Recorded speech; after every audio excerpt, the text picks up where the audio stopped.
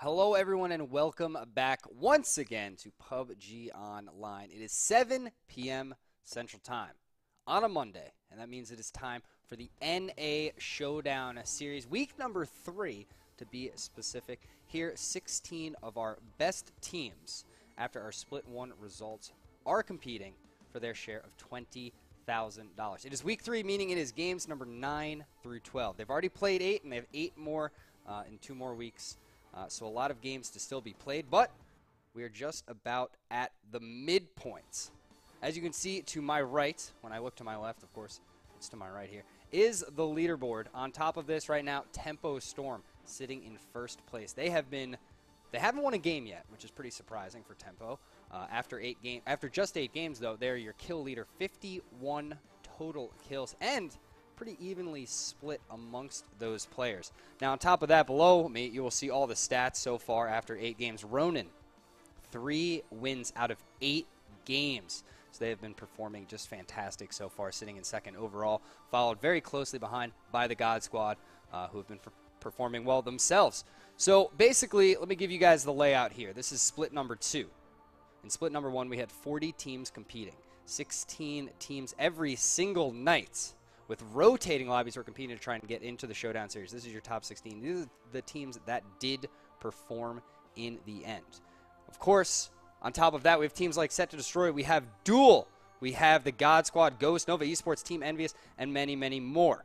If you look at the bottom of the leaderboards, a couple teams that have not been performing so well that we would expect, of course, Optic, Team Envious, and Team Gates, all sitting towards the bottom of that leaderboard. So tonight, they will do whatever they can to try and get as many points as humanly possible. So what we're going to do tonight, I will be joined by Esquire in-game. And on top of that, we do have a couple of guest cameos coming from the man, the myth, the legend, Mr. Mustache Dave. If you guys have any interest in learning how to get involved with PUBG Online or how to be a part of it, you can, of course, head over to play.mainline.gg, create a team, sign up, and play in our open series, or you can sit right here, twitch.tv/PUBGOnline, watch, or even join our Discord. I'm sorry, I just heard noises in my head.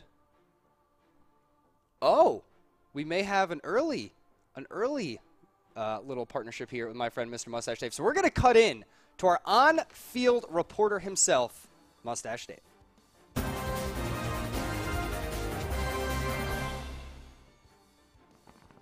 Dave, my friend. Oh, you're in the lobby, I see. How's everything going out there, buddy?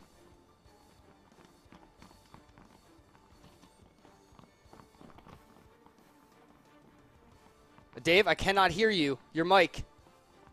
Are you muted, sir?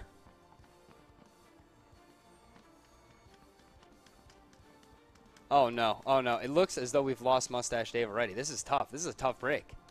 I see him out there. He's amongst the players. You know, there's a great thing. When you send somebody out into the field in a Rangel, it's a tough spot. It looks like we've lost connection already. I see everyone popping around, jumping around. It looks like exciting times. We see Atron, we see Biz, we see Check Shooter, we see all the players running around the field. But of course, we have lost our man, Mustache Dave. And Dave, I hope everything stays safe out there. I'm already worried about him. You know, the gunshots are about to go off, and Dave's all alone out in the field right now. He was actually in Mill to Power, which is an interesting spot. So a few things going on so far. Let's talk about a little bit of what's happening so far in the NA Showdown series. One incredible thing to note is Safe Res and Envious. Keep an eye on that in South Georgia Pole, because we've had some heated exchanges there very early in the game based on that playing path. And now it's about that time to check it out. So let's hop into game number 1 with myself and my buddy Esquire.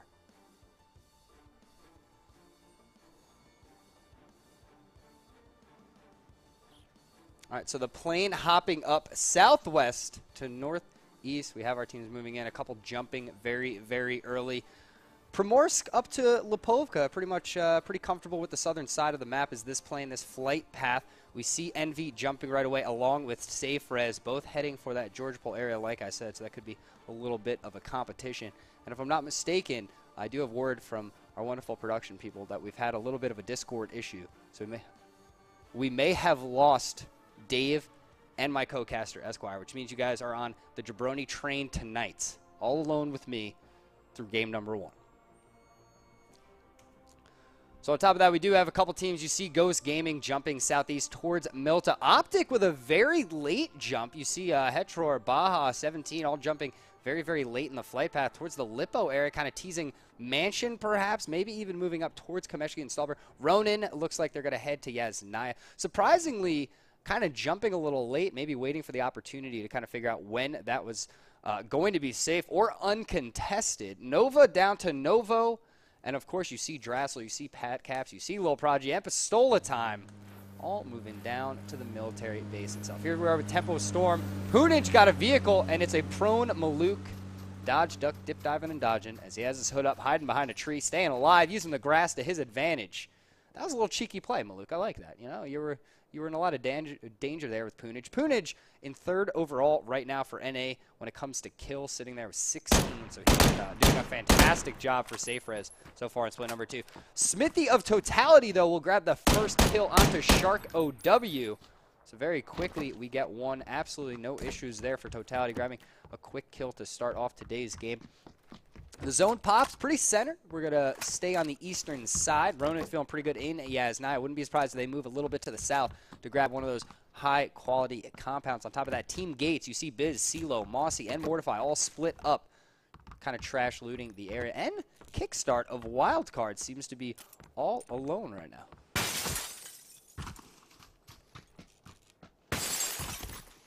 Interesting. So I just got word from production. We had a little bit of a disaster. If we can hop back to the desk very quickly, and I can kind of break this one down for everybody. So here's the situation.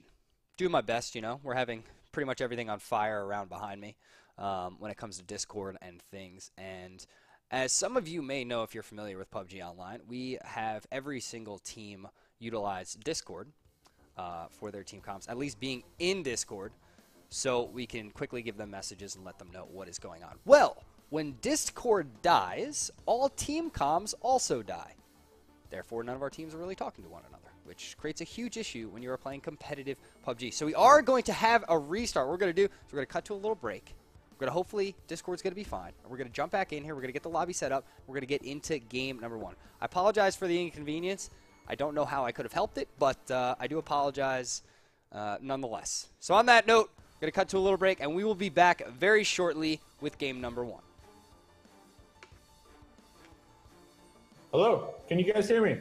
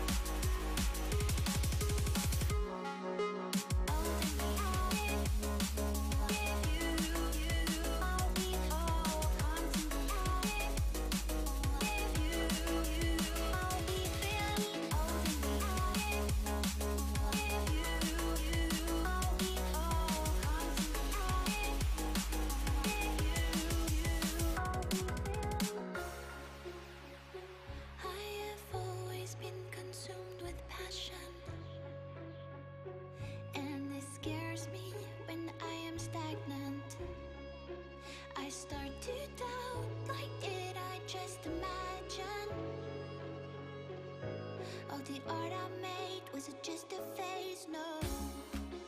Breathe in, breathe out, and have some faith. You can do it again, and will you give me the runaround I'm least expecting? Oh, no, no, breathe in my head, holding me.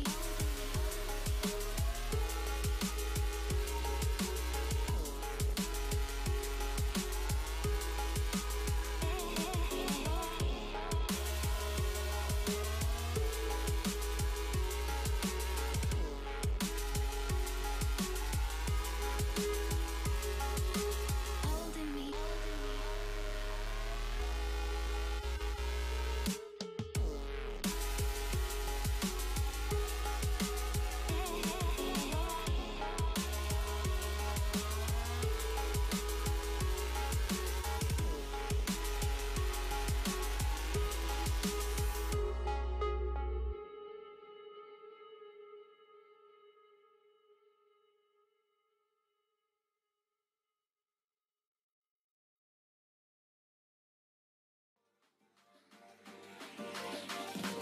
Building up, letting go.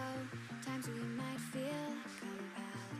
Looking down from the heights that we have built all by ourselves. And there is fear of the unknown, but we cannot lose control. When we feel like the world is against us, we're trying to find ourselves without the defining words. We can no longer hold on to what only makes us hurt. We cannot sink into the dark. The vertigo is getting sharp. There's something greater than ourselves that we must reach for.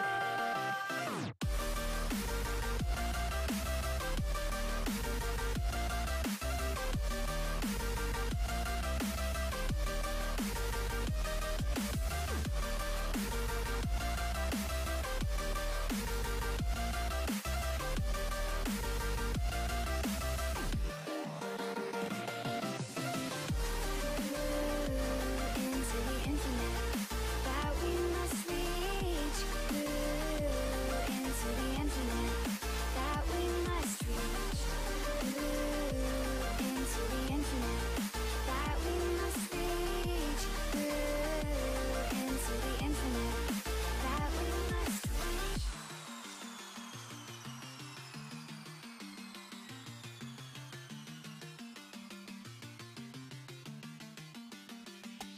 Now which way do we go is the question to ask. There are so many choices that it's hard not to look past. What is real and what is fake, and the risk we have to take. Will we love what is throwing off our balance? We're trying to find ourselves without the defining words. We can no longer hold on to what only makes us hurt. We cannot sink into the dark. The vertigo is getting sharp. There's something greater than ourselves that we must reach for.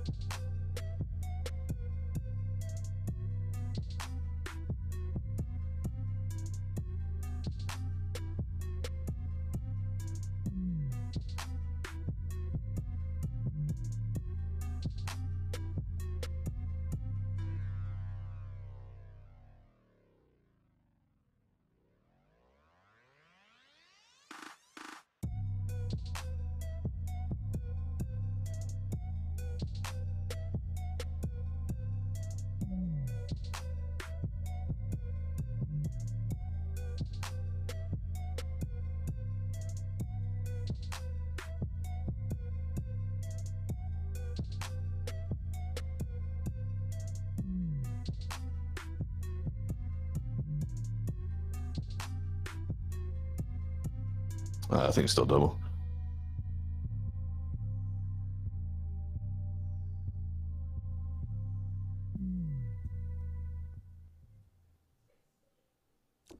Welcome back, everyone. First of all, I just want to apologize. Unfortunately, it was Discord that kind of dropped out on us there. We lost all casters and all teams lost team comms. We're about to get into game number 1 right now. I just wanted to pop over to this and say we apologize. But now that everything is fixed, we can actually head over to Erangel and see our flight path and check out game number 1.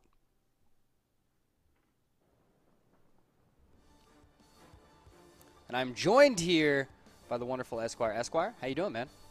Doing good, Jabroni. Happy to be here. Glad to be in match number 1 of the evening. 4 matches Maybe on the not night. so well. All right, so I cannot hear my partner Esquire, which is unfortunate. But we do have the plane in from the east, down south, cruising over. You see them finally jumping out of the plane right now. Nova jumping out early. Esquire, can I hear you now, my friend?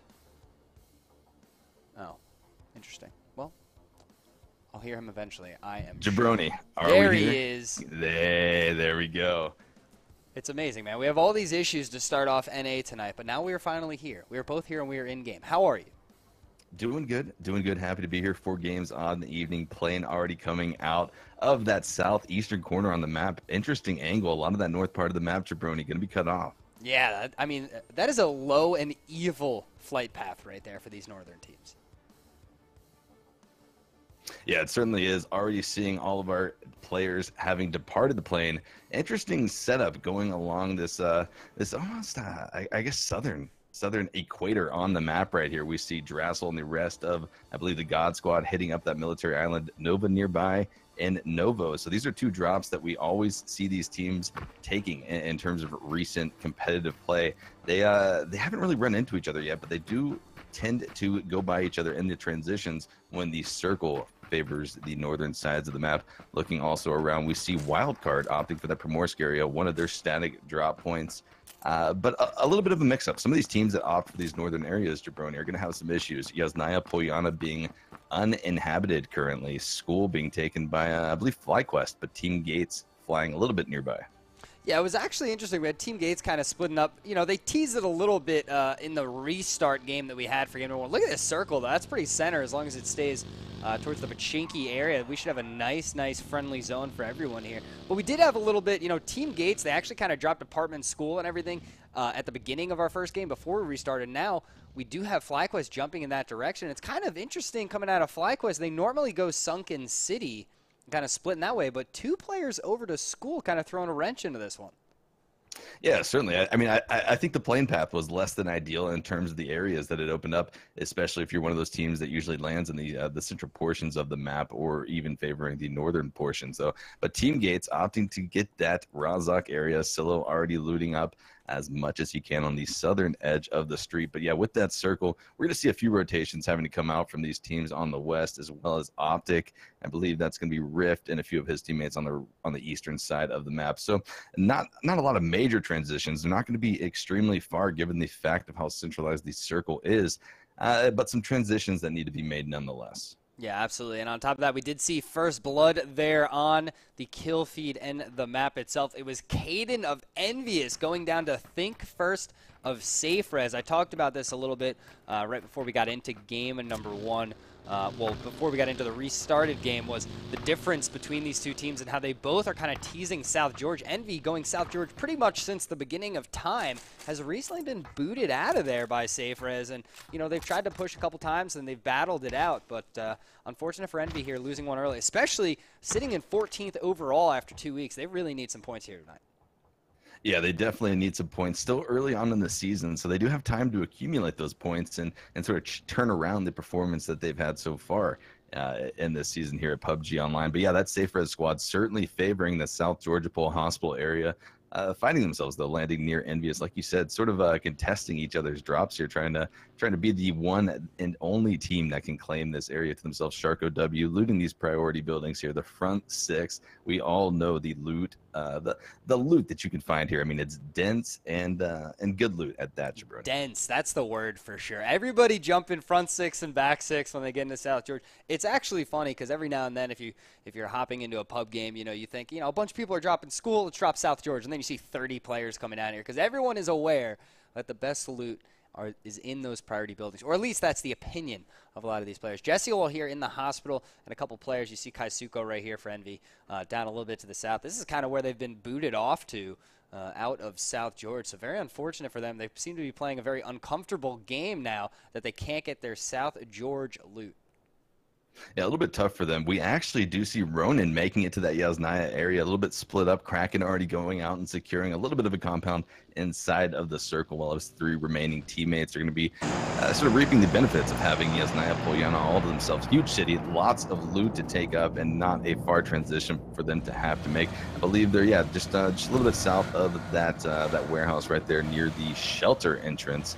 And mansion as well. So they do have some room to work with. A few teams going to be coming off that eastern edge. So Kraken needs to be careful, as the blue zone will be coming in about 1 minute and 30 seconds, putting a little bit of a sense of urgency behind these teams to make those moves. Yeah, Kraken trying to find that location. Now we do have Optic over in the east by Lipovka, playing with a sub tonight for Hypok, who, if I'm not mistaken, went back to the good old UK. So they do have Dill Hero there. He's one of the contenders players. Has come up to sub for them, so keep an eye on Optic tonight. They're actually sitting in 16th out of 16 out of 2 weeks. I don't know what has been going on with Optic, but they went from second place overall out of 40 teams in split number 1 to now 2 really tough and struggling weeks here in PUBG Online. Yeah, I mean, certainly not what we expect to see coming out of Optic, not what we're used to seeing either. So I wouldn't be surprised if we see them turn it around as well, Jabroni. I mean, certainly, absolutely, like we mentioned earlier, a lot of time to still work with in this season. So, I wouldn't put it past them to pull something out in terms of getting those points back. But yeah, looking ahead toward this Lipovka area, very a convenient area if you're in a split. Not great for a full squad to really roam through, especially if it's contested at all. But there's usually a vehicle or 2 nearby, and that's a fortunate place for them to be. They won't have a lot of enemies nearby, but they do have to make that rotation off the eastern edge, where we already mentioned a few teams are nearby. Yeah, absolutely. And we talked a little bit before early in the game of our 2 teams down in military. They can actually maintain on the military island for a little bit right now. You see God Squad team number 9 right there, and Nova team number 11 coming out of Novo, which of course that happens. Nova goes to Novo. So both those teams, it'll be interesting to see what bridge is taken. Looks like Nova will stay on the eastern bridge, but they do need to worry about players like Balak and the rest of Ghost moving out of Milta, potentially playing that area. You see Landoon actually heading down right now. He's going to run right into Balak, so we'll see how this one faces off Landoon. Obviously stopping, which is pretty good. They're actually, this is really safe. This is smart play out of them, kind of stopping every single time, regardless whether they have any cues on other teams being there. You have to stop and just make sure that you can get across this bridge safely. So we'll see Nova kind of make this transition, and we'll see how much of a factor Ghost Game is.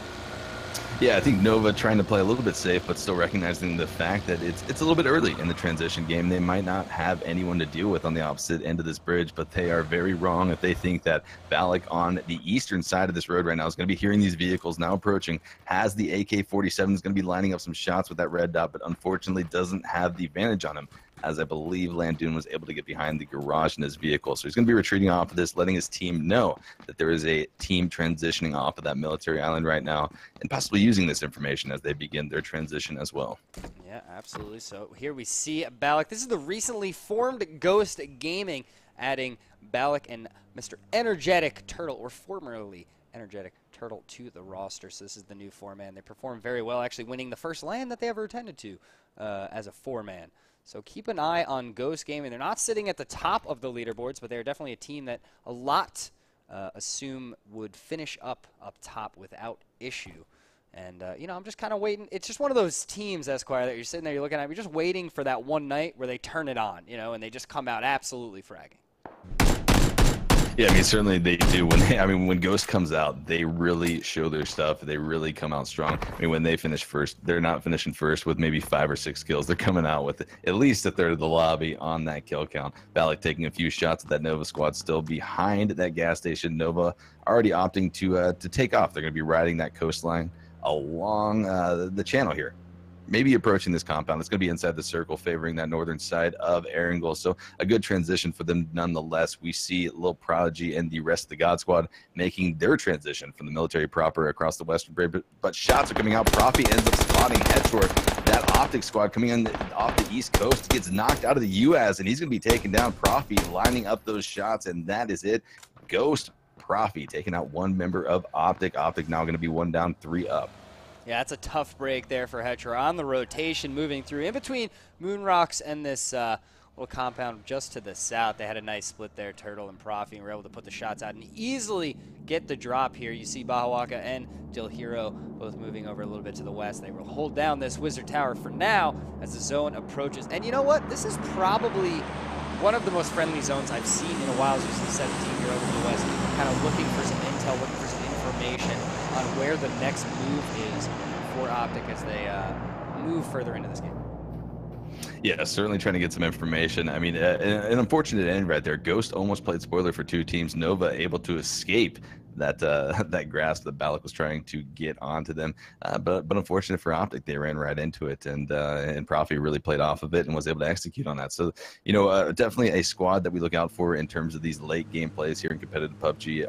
Already hampered a little bit. Going to be handicapped 1 player down, Fignaldo. The rest of his squad now making that transition from the east. Very close nearby, though, to that Ghost squad. A crate dropping right on top of them. So certainly a lot happening right in this area, Jabroni. Look at, this crate has everything. An M24, 30 rounds, an 8X, an extended quick draw mag, a level 3 helmet, an adrenaline syringe, and a ghillie suit. That thing cannot get more packed. So you have to be feeling pretty good if you're the one picking this up and if you are Mr. Turtle from Ghost Gaming. Yeah, Turtle is certainly going to be happy with that crate. A lot of utility, a lot of power coming out of that M24, and certainly in his hands, he's going to be able to connect with with some shots if he gets the opportunity to do so. Valak, though, getting very close to a few of the members of Optic. I believe, yeah, that's the sub for Optic right there, and the sniper tower, possibly letting his team know that there are enemies nearby. But another squad coming in the mix. That's going to be Shuru for Set to Destroy, trying to rotate off of these hills just below 17, now raining out shots onto this buggy. Yeah, he's taking a lot of damage. Has Shuru as he tries to escape through the trees, getting that line of sight destroyed of 17. 17 now looking, but the trees a little too plentiful, so Shuru will be able to make it away to at least live another day and set up with the rest of Set to Destroy. Everyone kind of cruising into the zone. Still 16 teams. We've only lost 3 players so far. Here we have God Squad and Wildcard kind of teasing. One another Wildcard has the compound. God Squad just above on the hill. But with the new zone popping, if we can take a look at the map and see exactly where this one went, pretty center once again. Just kind of everyone's going to move towards farm, a little southeast of Pachinki. Still water in play, but it should be a decent rotation for a lot more squads. Yeah, not a bad circle to come up for the second circle on the evening. Totality, though, taking a lot of shots. Space Station Gaming, Smurf, going to be raining shots down onto this Totality squad. They are able to escape with their lives, but with this Jabroni, look at how many teams are transitioning now. It is going to be an absolute bloodbath if a team not transitioning gets a drop onto one of these caravans coming by FlyQuest in this compound. 4 men strong. Going to hear this Totality squad coming around to the south, possibly trying to get up on the hills to see if they can get any type of vantage. We do have a sub coming in for Totality. They've been playing with a 3-man roster, trying out a bunch of different players. That's going to be, I believe, Trifoli, if I'm pronouncing that correctly, working with Totality. Totality now bombing onto this Cloud9 squad. And this is now the push from Cloud9 right on top of Totality. And on top of that, they also have Optic to the north. These 3 teams, Cloud9, Totality, and Optic, all right on top of each other. Trafeli very, very close. 17's peeking and gets the knock very, very quickly. So that's 1 down for Totality. They can clean that up and claim the kill, which they can. And look at this, Cloud9 from the other side. Now, all of a sudden, it's just Purdy Curdy. Yeah, Purdy Curdy trying to do whatever he can to be safe right here. 3 squads in this compound. That's going to be Cloud9, Optic, and Totality, all trying to figure out what they're going to do. None of these teams have to rotate out of this position. Pistola Time actually getting a down and a kill onto Pentalol off screen. So a lot of kills now happening in this very dangerous transition, forcing these squads even closer and closer to one another. Shots coming out from this compound, though. Purdy trying to just bide his time and avoid any of these squads in his presence, trying to force Cloud9 and Optic into an engagement. Yeah, it's pretty wild that we have so many teams here pushing center and really aggressively pushing center when it comes to NA. It's a much different gameplay, especially if you're someone that watches some of the EU games. A lot of the teams are very gentle on the rotation. They take their time. They use the blue to their advantage. But here in NA, it's let's get center, let's kill one another, and let's see who wins. Look at all those squads grabbing those buildings immediately after it pops. Yeah, certainly one thing to highlight as we look at all these engagements popping off on the western edge of this circle. It's going to be the God Squad taking shots and receiving shots from both the west and the east. FlyQuest spotting them out as they were trying to take some shots on one of these squads on the western edge of this circle. Hatcaps and his crew have a lot of vehicles to work with. That mobile cover certainly might come into handy given what they have to work with this circle being so populated and not a lot of compounds being left in play. Compounds meaning favorable compounds. There are certainly some compounds that you can take up in, but I think being a PUBG player, most of us can realize some buildings are safer than others, Jabroni.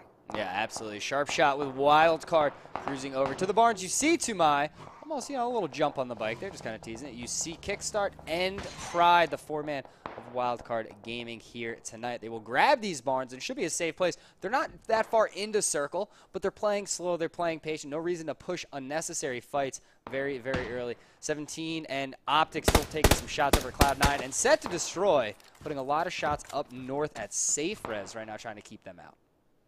Yeah, Safer is trying to gatekeep Sharu. The rest of Set to Destroy holding this compound very effectively, split up, pretty much occupying every favorable building. They've got the 2-2 stories in this area to work with, a little bit of a height advantage on the surrounding squads as well. But one thing I want to look at is this Ghost Squad on the eastern edge of the circle. They were in a 2-2 split previously, and it looks like they're starting to at least reunite together. Still a little bit split up. Balak maybe scouting out the area. Profia back in that garage building, holding it strong.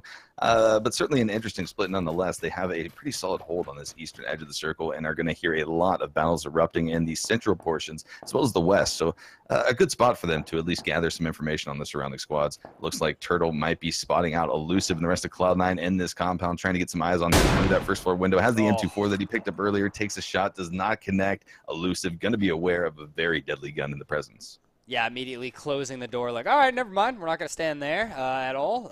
Turtle put the shot out, just moving in time was Elusive. The new circle pop, and another very center circle, but water still in play, still damming this zone right now. At a certain point, some of these teams are going to have to utilize it and rotate in. Safe Res can probably move into the zone, no problem. Up in the north, on the northwestern side, we'll have Wildcard. They're going to have to find their way in. Ghost now feeling pretty good. They're in the safe zone, but do they want to get more center? It looks like they do as Balak hops on the motorcycle. He's going to ride over and see if they can find a better location. McCoy right now, you see him in the shack holding it down. He's like, all right, I'm further center. We have a good spot here. We could definitely stay alive for circles to come. Yeah, certainly can do, but if they continue to rotate towards the west, they might run directly into that Nova squad. And if one of these teams, be it Nova and Cloud9, engage on one another, or possibly even Ghost, the other team not involved is going to have quite the drop on the two teams being engaged with one another. Purdy still trying to hide, as he is going to be the only remaining member currently up for totality, trying to survive for a placement. I mean, he's in between two very deadly squads, shots ringing out all over the place. H went for Space Station Gaming, going to spot Maluk and the rest of Tempo Storm rotating off that western edge, as well as Sharu and Set for spotting out Puneji and Safe Res coming from the north. Yeah, a lot of fights happening right now. The God Squad is pulled up. And look at this, Space Station Gaming taking a lot of shots over at Tempo, very close to one another. Luke now prone behind the shack, kind of holding that down. He needs to med up as soon as possible. BenQ5 somehow surviving that. He's able to get into the water. Your boy Dre there as well. Safe Res, they're going to have to do the same thing. Look at the HP on Steezy right now. He is a sneeze away from dying. Punage was lost. Steezy now goes down. Charco W did get at least close to the water. Can he actually make it in? He's going to try. The shots are still coming out on him, and he will find his way into the water, and he will live to swim another day.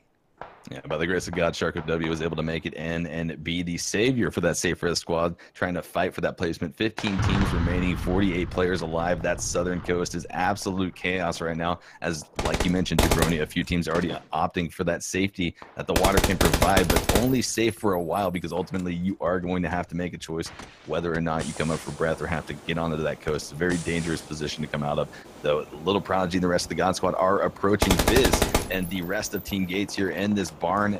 They're going to be taking a few shots at one another. Biz certainly spotting out the God Squad on the western edge of this compound. The God Squad certainly knowing that Biz is on that second story, trying to get an angle on this window.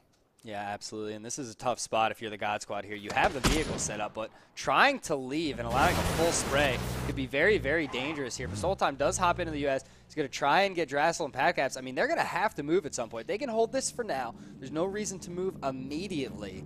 But at a certain point, you're going to have to try and drive past Team Gates and get further into the zone and try and survive that onslaught that is sure to come in. Yeah, sure to come out indeed. Unless the circle does something crazy and favors these two squads right here, yeah, they're going to have to make a transition. Team Gates in a position to almost gatekeep the God Squad on the western edge if they have to indeed move towards the east. But a dangerous position to be in nonetheless. I believe that's 3 members for the God Squad and possibly 3 members for Team Gates as well. Yeah, so a 3v3 situation, even odds in terms of player count. But, you know, depending on who gets the drop on one another and what sort of pressure comes out, only time will tell. Jabroni, Pat Caps, and the rest of the squad do have a few vehicles to work with, so they could make a quick transition out of there. But, I mean, already smoking, those vehicles might blow up. Yeah, absolutely. Now, dead center of the zone here, we have Envy and Nova. On top of that, we do have Cloud9 a little bit to the east. And think first of SafeRez, actually not with the rest of his team there. The new zone pops, a little bit of water still safe. Maybe we could have a couple swimmers, but soon they will have to beach and take the fight. And look at that. They actually all did on the western side. So a fight may have to happen there. But once again, Esquire, a really friendly central zone. Yeah, I mean, given what these players have to work with, especially with the playing path being so south, not a lot of the northern areas being occupied, I mean, a good circle. Not a lot of heavy rotations having to come out, as we do see Dill Hero, one of the subs, coming out for Optic, spotting this squad, pushing up on him, kickstart from Wildcard, as well as Private Tumai trying to breach into this building. Grenades coming out back and forth, being traded. 17 nearby to this also, so he's going to be able to provide some sort of support from this sniper tower. Wildcard pushing up the cliff, though, is going to be, again, this breach. Sharp shot hanging back, trying to provide that overwatch. Yeah, in this compound right now, we have Optic, we have Wildcard, we have team number 6, which is Drone and Duck actually just dying, so they're now out. And there we go, you see the shots coming out. Dill Hero going down, 17's down. Wildcard has breached this building, and I don't think there's any help here for these two. Wildcard is going to hold it down. Yeah, and I believe that's one person remaining for this Optic squad. Baja Waka had to sit back, sort of playing the Overwatch role for his team as well, but unfortunately just not able to provide any of that support with this wildcard squad so aggressively pushing that building and breaching in and clearing it out. Surprised there that they were able to get the shots on the 17 and that sniper tower. So really, really neutralizing that Optic squad that was nearby. Going to need to be careful though. A lot of solo players now starting to present themselves in these games, and they can certainly play spoilers if they are in a position to do so given the opportunity. Nova now spotting that ghost squad coming off of the eastern edge in a 2-2 split themselves. Nova's going to be identifying this and trying to take some shots at Balak and McCoy near that shack. Yeah, definitely. So these teams down in the south, they're not highly contested. They all have their compounds, but every single compound, every single home these players could find is full. We did just see Tempo Storm getting eliminated there by Space Station Gaming. They were the ones down on the rocks there to the west. Space Station did push down and clear them out. Sharko W jumped back in the water, though, and is trying to swim into the zone. On top of that, the God Squad is being held by Team Gates. They're refusing. They're eating blue damage instead of moving the zone to keep these 3 players from the God Squad out. And it's all up to Drassel, who's going to hop in the vehicle and try and drive away, but is killed off by a headshot from Biz. And that is it for the God Squad, going out 13th. Yeah, Team Gates playing exactly like we thought they would, given the circle rotation. Both teams having to rotate off of that position to the east. Team Gates really playing a gatekeeper role and investing into it. I mean, like you said, Jabroni, taking that blue damage to secure their entryway, not having to mess with any team coming behind them. But Nova, right in front of them, is going to spot out Scylla, making that transition, taking a few shots. Scylla's going to be able to feed this to his teammates. pretty much rotating off of that position to the east as well, taking a few ticks of blue damage in the process, but more and more squads are getting jammed, packed tight, close to another think res for safe res. Gonna be a solo player right there trying to just hide and hit that prone position very nearby to this dangerous FlyQuest squad. One thing to note, Jabroni, Tempo Storm is our first place team so far on the leaderboards, and they're gonna be taken out very early by that Space Station Gaming squad.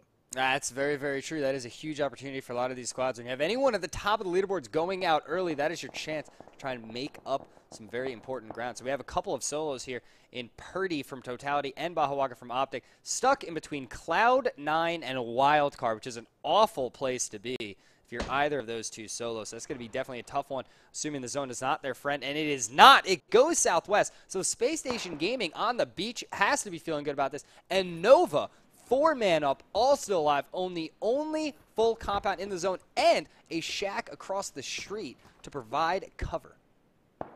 Yeah, a very interesting setup as this circle has sort of progressed throughout game number 1 of the evening. Jabroni, Sharko W trying to pretty much just hide on the beach. Actually, that was 2 remaining players for Safe Res. Think First and Sharko W very separated from one another, as Nova is going to be taking shots all around them, having spotted out these squads already transitioning off of the east as well as the west. It's going to be Team Gates on the west and Ghost on the east. They're in a position to pretty much rain out fire. They've got a little bit of cover to work with, but Sharko W just trying to jump around and get some sort of vision or information as to what's going around him. Shots are ringing out everywhere, and just like that compound that we saw Cloud9 in, they have a little bit of compound to work with still. The rest of the squads here are going to be pushed out. This is going to be Space Station, or no, actually, this is going to be a Wildcard taking a lot of damage right here. They're going to have 2 members knocked, able to get the reses on both of them, but they're going to have to transition off this northern edge into this dangerous Cloud9 squad, as well as I believe Purdy still alive. Yeah, the Wildcard moved down on Bahawaka, put a lot of damage out. FlyQuest now moving into the zone right on top of Think First of Safe Res on the west side. But here it is, set to destroy an Envy in a little bit of a showdown. 3v2. They knocked one of Envy, but they did get res from Jessiolo. So now they're trying to push in. You see Rift, you see Shuru. Fignaldo is down in the background. He will not be resed until this fight ends. Even then, they may not get him. Shuru goes down. It's Check Shooter getting the knock, and Rift is going to push around the outside. Can Rift do anything about this 1v3? No, he cannot. Set to destroy, going out 11th. It's Envious with the wipe.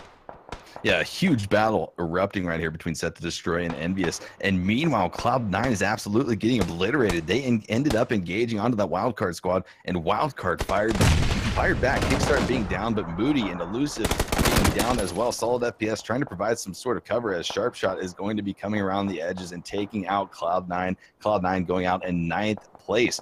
Wildcard able to get their members up. They have been through a hellish transition right here, given the fact, even though that it's a small transition, that they had to make so many players jam-packed into that compound. Yeah, absolutely. And on top of that, Purdy from Totality was able to survive through that whole thing. So Wildcard pushes up, they push through, they see Cloud9, they take that fight, they win the fight, and Purdy's just hanging out. He may be able to slide into the zone, stay behind that wall, and maintain and stay alive through an entire another circle. 8 teams alive, 26 players, but it is still Nova with the power position in this one. Yeah, Nova has a beautiful compound. Definitely a lot of eyes, though, going to be on this, as it is such an attractive compound. Pretty much the only compound still left in this circle. 8 teams remaining. Shots are ringing out still all over the place, as a Wildcard is engaging on a FlyQuest off the western edge. Taking some damage down there is Space Station Gaming, trying to spot out this Team Gate squad. And the next circle is up, Jabroni. Nova, they did something right. They prayed or did something right, but they are getting circle after circle, and they are loving it. All right, well, now they do have a little bit of an issue because they have 3 teams that may be forced to push onto them. Space Station Gaming coming from the beach. They're going to have to move in. And on top of that, Ghost Gaming needs to make a decision. Do they go north or do they go west? North is probably an easier path when it comes to cover. But it'll be interesting to see what they decide to do. McCoy here using the 8X, looking around, seeing what intel he can grab. Looking at that compound that we just teased, they are not in circle, so they need to move. Yeah, they need to move indeed, and as we saw previously earlier in the game, Nova is aware of Ghost's position off of this eastern edge. Profi now ending up going out for that scout, pushes up a little bit, not too far away from his team, knowing that danger is nearby. Still Wildcard up in that northern region in that compound, trying to rain out some shots. Purdy still being very patient, waiting for his opportunity to transition. 5 seconds before the blue zone's going to be pushing behind our players, forcing these rotations to happen. Wildcard trying to rain out some shots on the Ghost to their south, but not able to connect.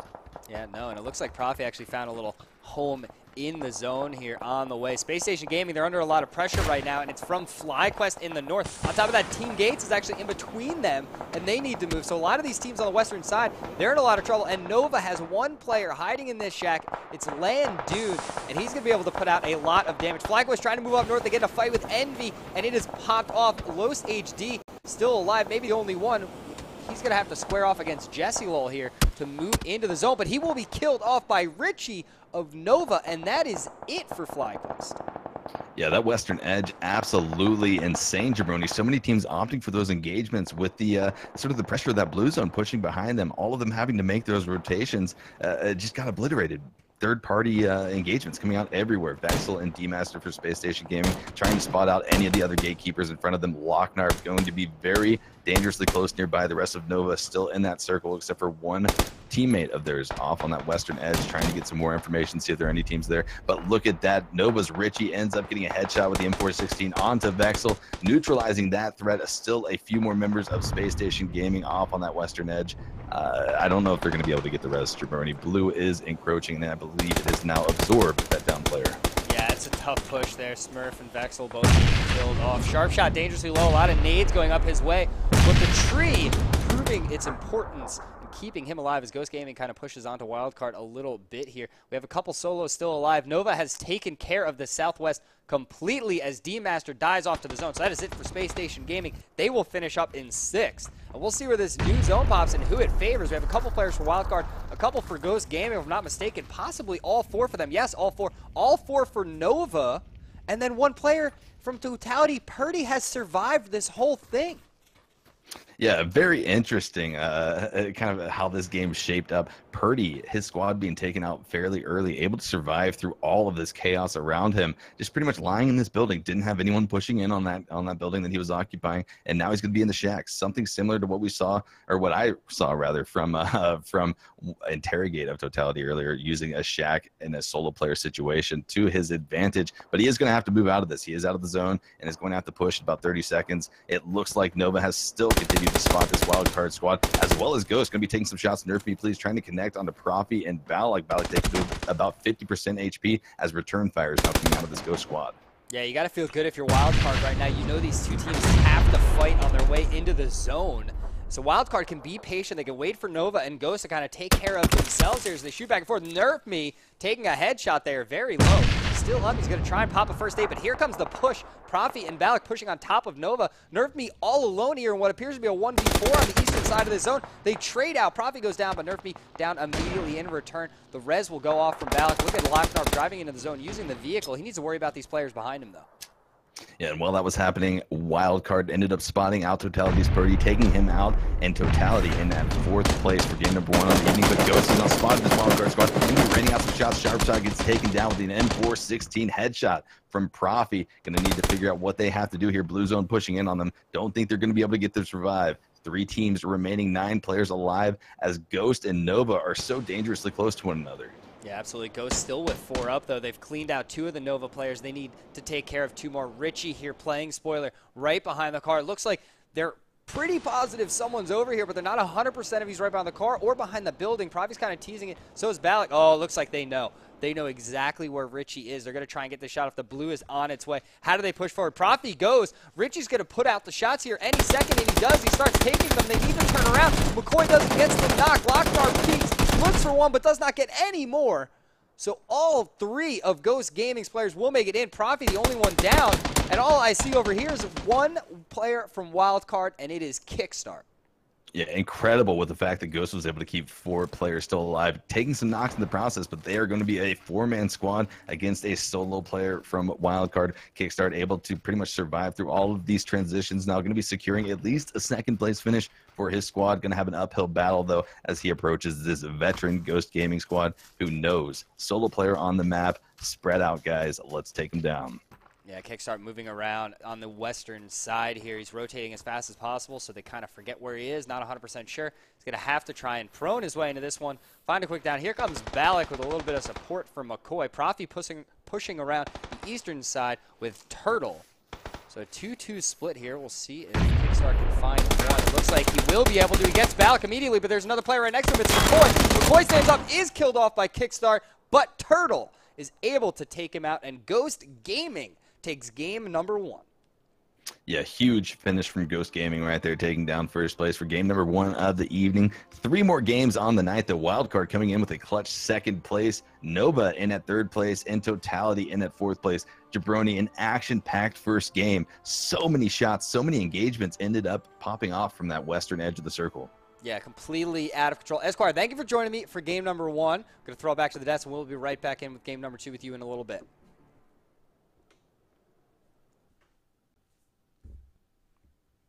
So game number 1 ends, and it is Ghost Gaming taking the win. We were talking about it a little bit right before we got, right before the game actually started kicking off during the looting phase. Ghost Gaming, a team that you're just waiting for to completely go off and kind of jump up this leaderboard. You see before the night even started, sitting at 10th overall on these leaderboards. These, of course, will be updated, but it does take a little bit of time, so you'll see them. They'll always lag behind a little bit, maybe a game or so. But a huge first game for them. On top of that, Nova, they had a great position. They were holding it down, and they got a ton of frags trying to keep that position strong, as they did against Space Station Gaming, putting damage out on FlyQuest, and even the fight against Ghost. But were unable to hold everyone off and get a win. So they will finish up third. And Wildcard from the Northeast, pushing through Optic, pushing through Cloud9, pushing through everyone that was pretty much over there, and finally killing off Totality's Purdy to get that second place, where Kickstart put up a valiant fight but was unable to get the 1v4 clutch dream. That, of course, was game number 1. This is the NA Showdown series. My name is Ronnie Mack, and what we're going to do now is take a short break. And when we come back, a little bit of Mustache Dave, and then a little bit of game number 2.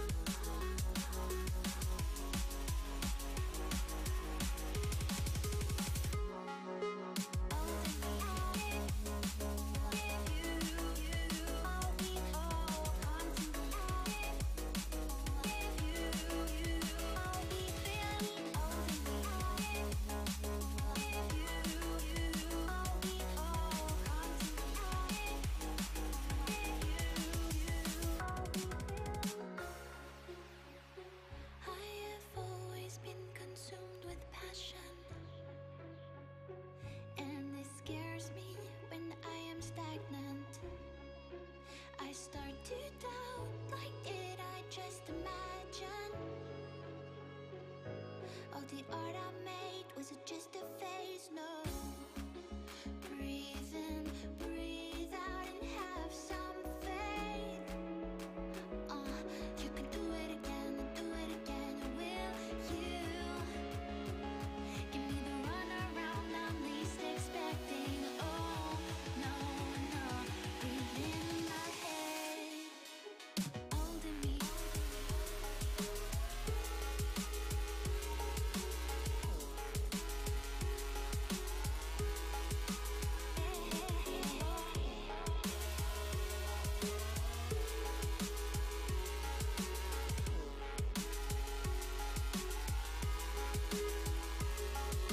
Holding me.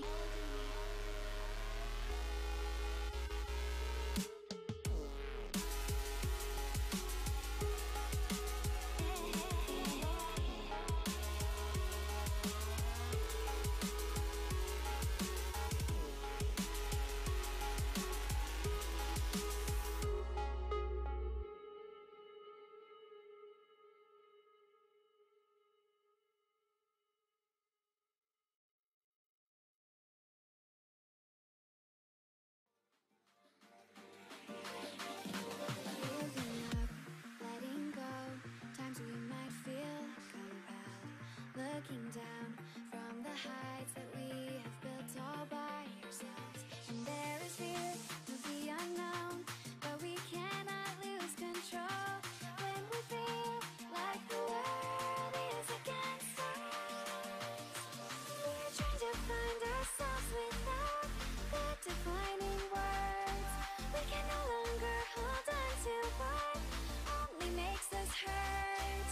We cannot sink into the dark. The vertigo is getting sharp. There's something greater than ourselves that we must reach for.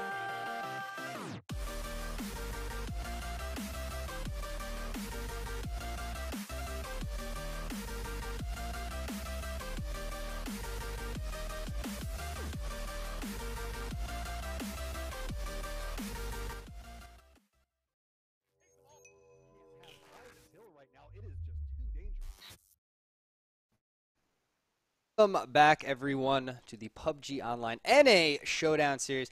My name is Ronnie Mac. Unfortunately, I'm all alone on desk tonight. As you can probably tell by the fact that there's nobody here with me. As you can see below, we do have some stats that we'll be rolling and changing as the night goes on as quickly as we can possibly update them. The kill leaders, everything on the right with the leaderboards. But if I'm not mistaken, we may be able to be joined by our on-field reporter, Mr. Mustache Dave. So let's kick it right over to him.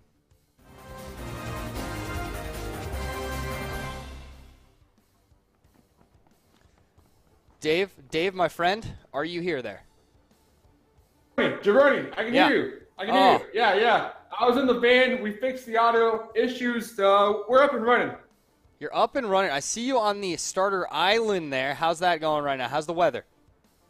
It's going good. You know what? We got the boys from Wild Card. They're super excited back there. Kickstart almost fragging out of his mind, winning the whole entire game. So they're ready to go. They're hot. Their team gates up there. I keep telling them, guys, Trick 2G doesn't want you climbing up there. No, but they don't listen. They don't listen, Jabroni. They don't listen. Yeah, you gotta stay safe. That I totally understand, 100%. So, Dave, what was your opinion being down in the field there? Ghost Gaming, the movement at the end of game number 1, looking pretty good.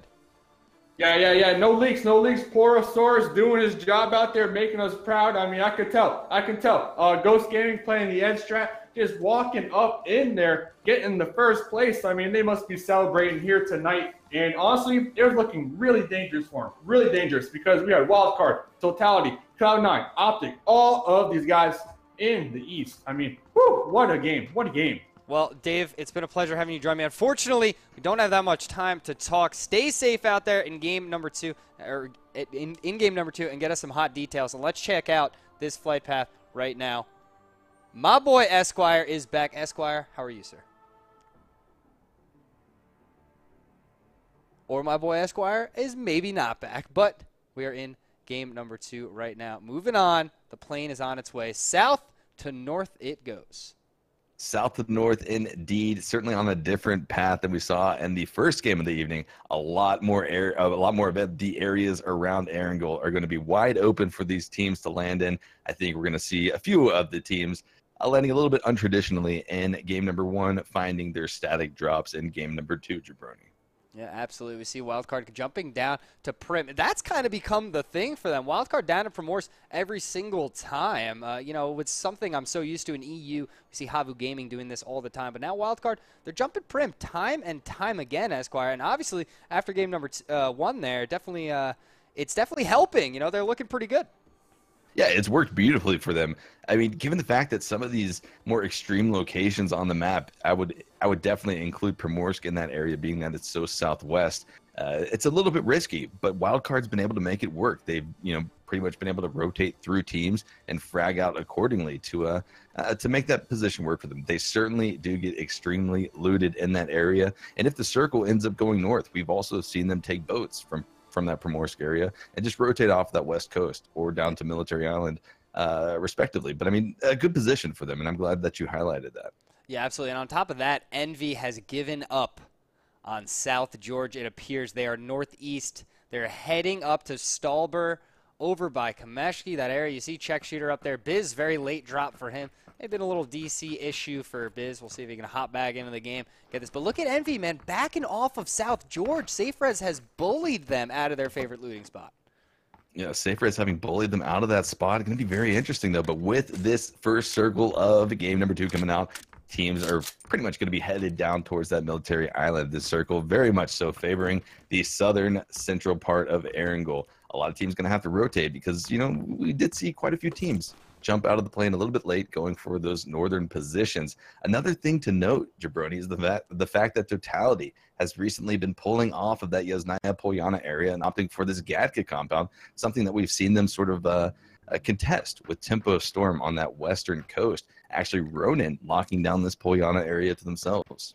You know what's kind of interesting there is we actually have, Tempo Storm, for as long as I can remember, has always jumped the trash west, we call it. They jump up, they go compound to compound on the western side 100% of the time. And now it's like Totality kind of jumped in, and they've actually found a nook there where they haven't seen combat with Tempo nearly at all. Moving around Gaka, no problem. They grab these other compounds where Trefeli is, and, you see them right in the actual main city of Gaka and just to the south. And everything's fine. Tempo Storm just stays a little bit further to the southwest, and there's just no problems. Yeah, no problems at all for this Totality squad. But they are this western coast, Jabroni. It was extremely dangerous in game number 1 of the night, and I only expect it to be the same or worse in terms of the outcomes, in terms of what teams are going to lose off of these transitions, having to go towards the south. Sort of favoring the Military Island. Going to be also interesting to see which squads opt not to transition over to Military Island first and sort of hang out around those cliffs on the southern part of the main island in Erangel. That is a great point that you make there, Esquire. I was going to ask you that question, where if you're a team, you're on the main island, do you need to go military? Or can you hang out, can you wait? Because let's be honest here, I've seen some wild circles. There's a chance this comes north. Yeah, there certainly is a chance that it comes north, and I think another sort of opportunity that it opens up when you wait on that northern side is you sort of escape the beef time, where most of these teams are going to expect the rotations coming from that northern part of Erangel. Nova and the God Squad opting for those pretty much static drop points on the Military Island, already in a position to sort of gatekeep any of these early scouts coming out from these teams that actually do cross the Military Island. So, I don't know. I think it's a safe decision to stay on the northern side of Erangel when the Military Island is so in play, like we see it here in this first circle of game number 2. But you still have the ability to transition. A lot of water to work with, and as we see, water provides safety.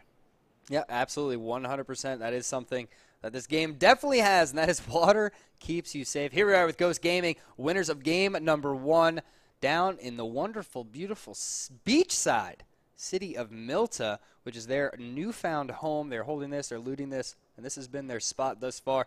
And you know what? They actually have a pretty decent relationship going on with Set to Destroy to the east, who's been dropping Milta power. These teams never really pushing past their limits or coming into contact, kind of sharing this one like friends.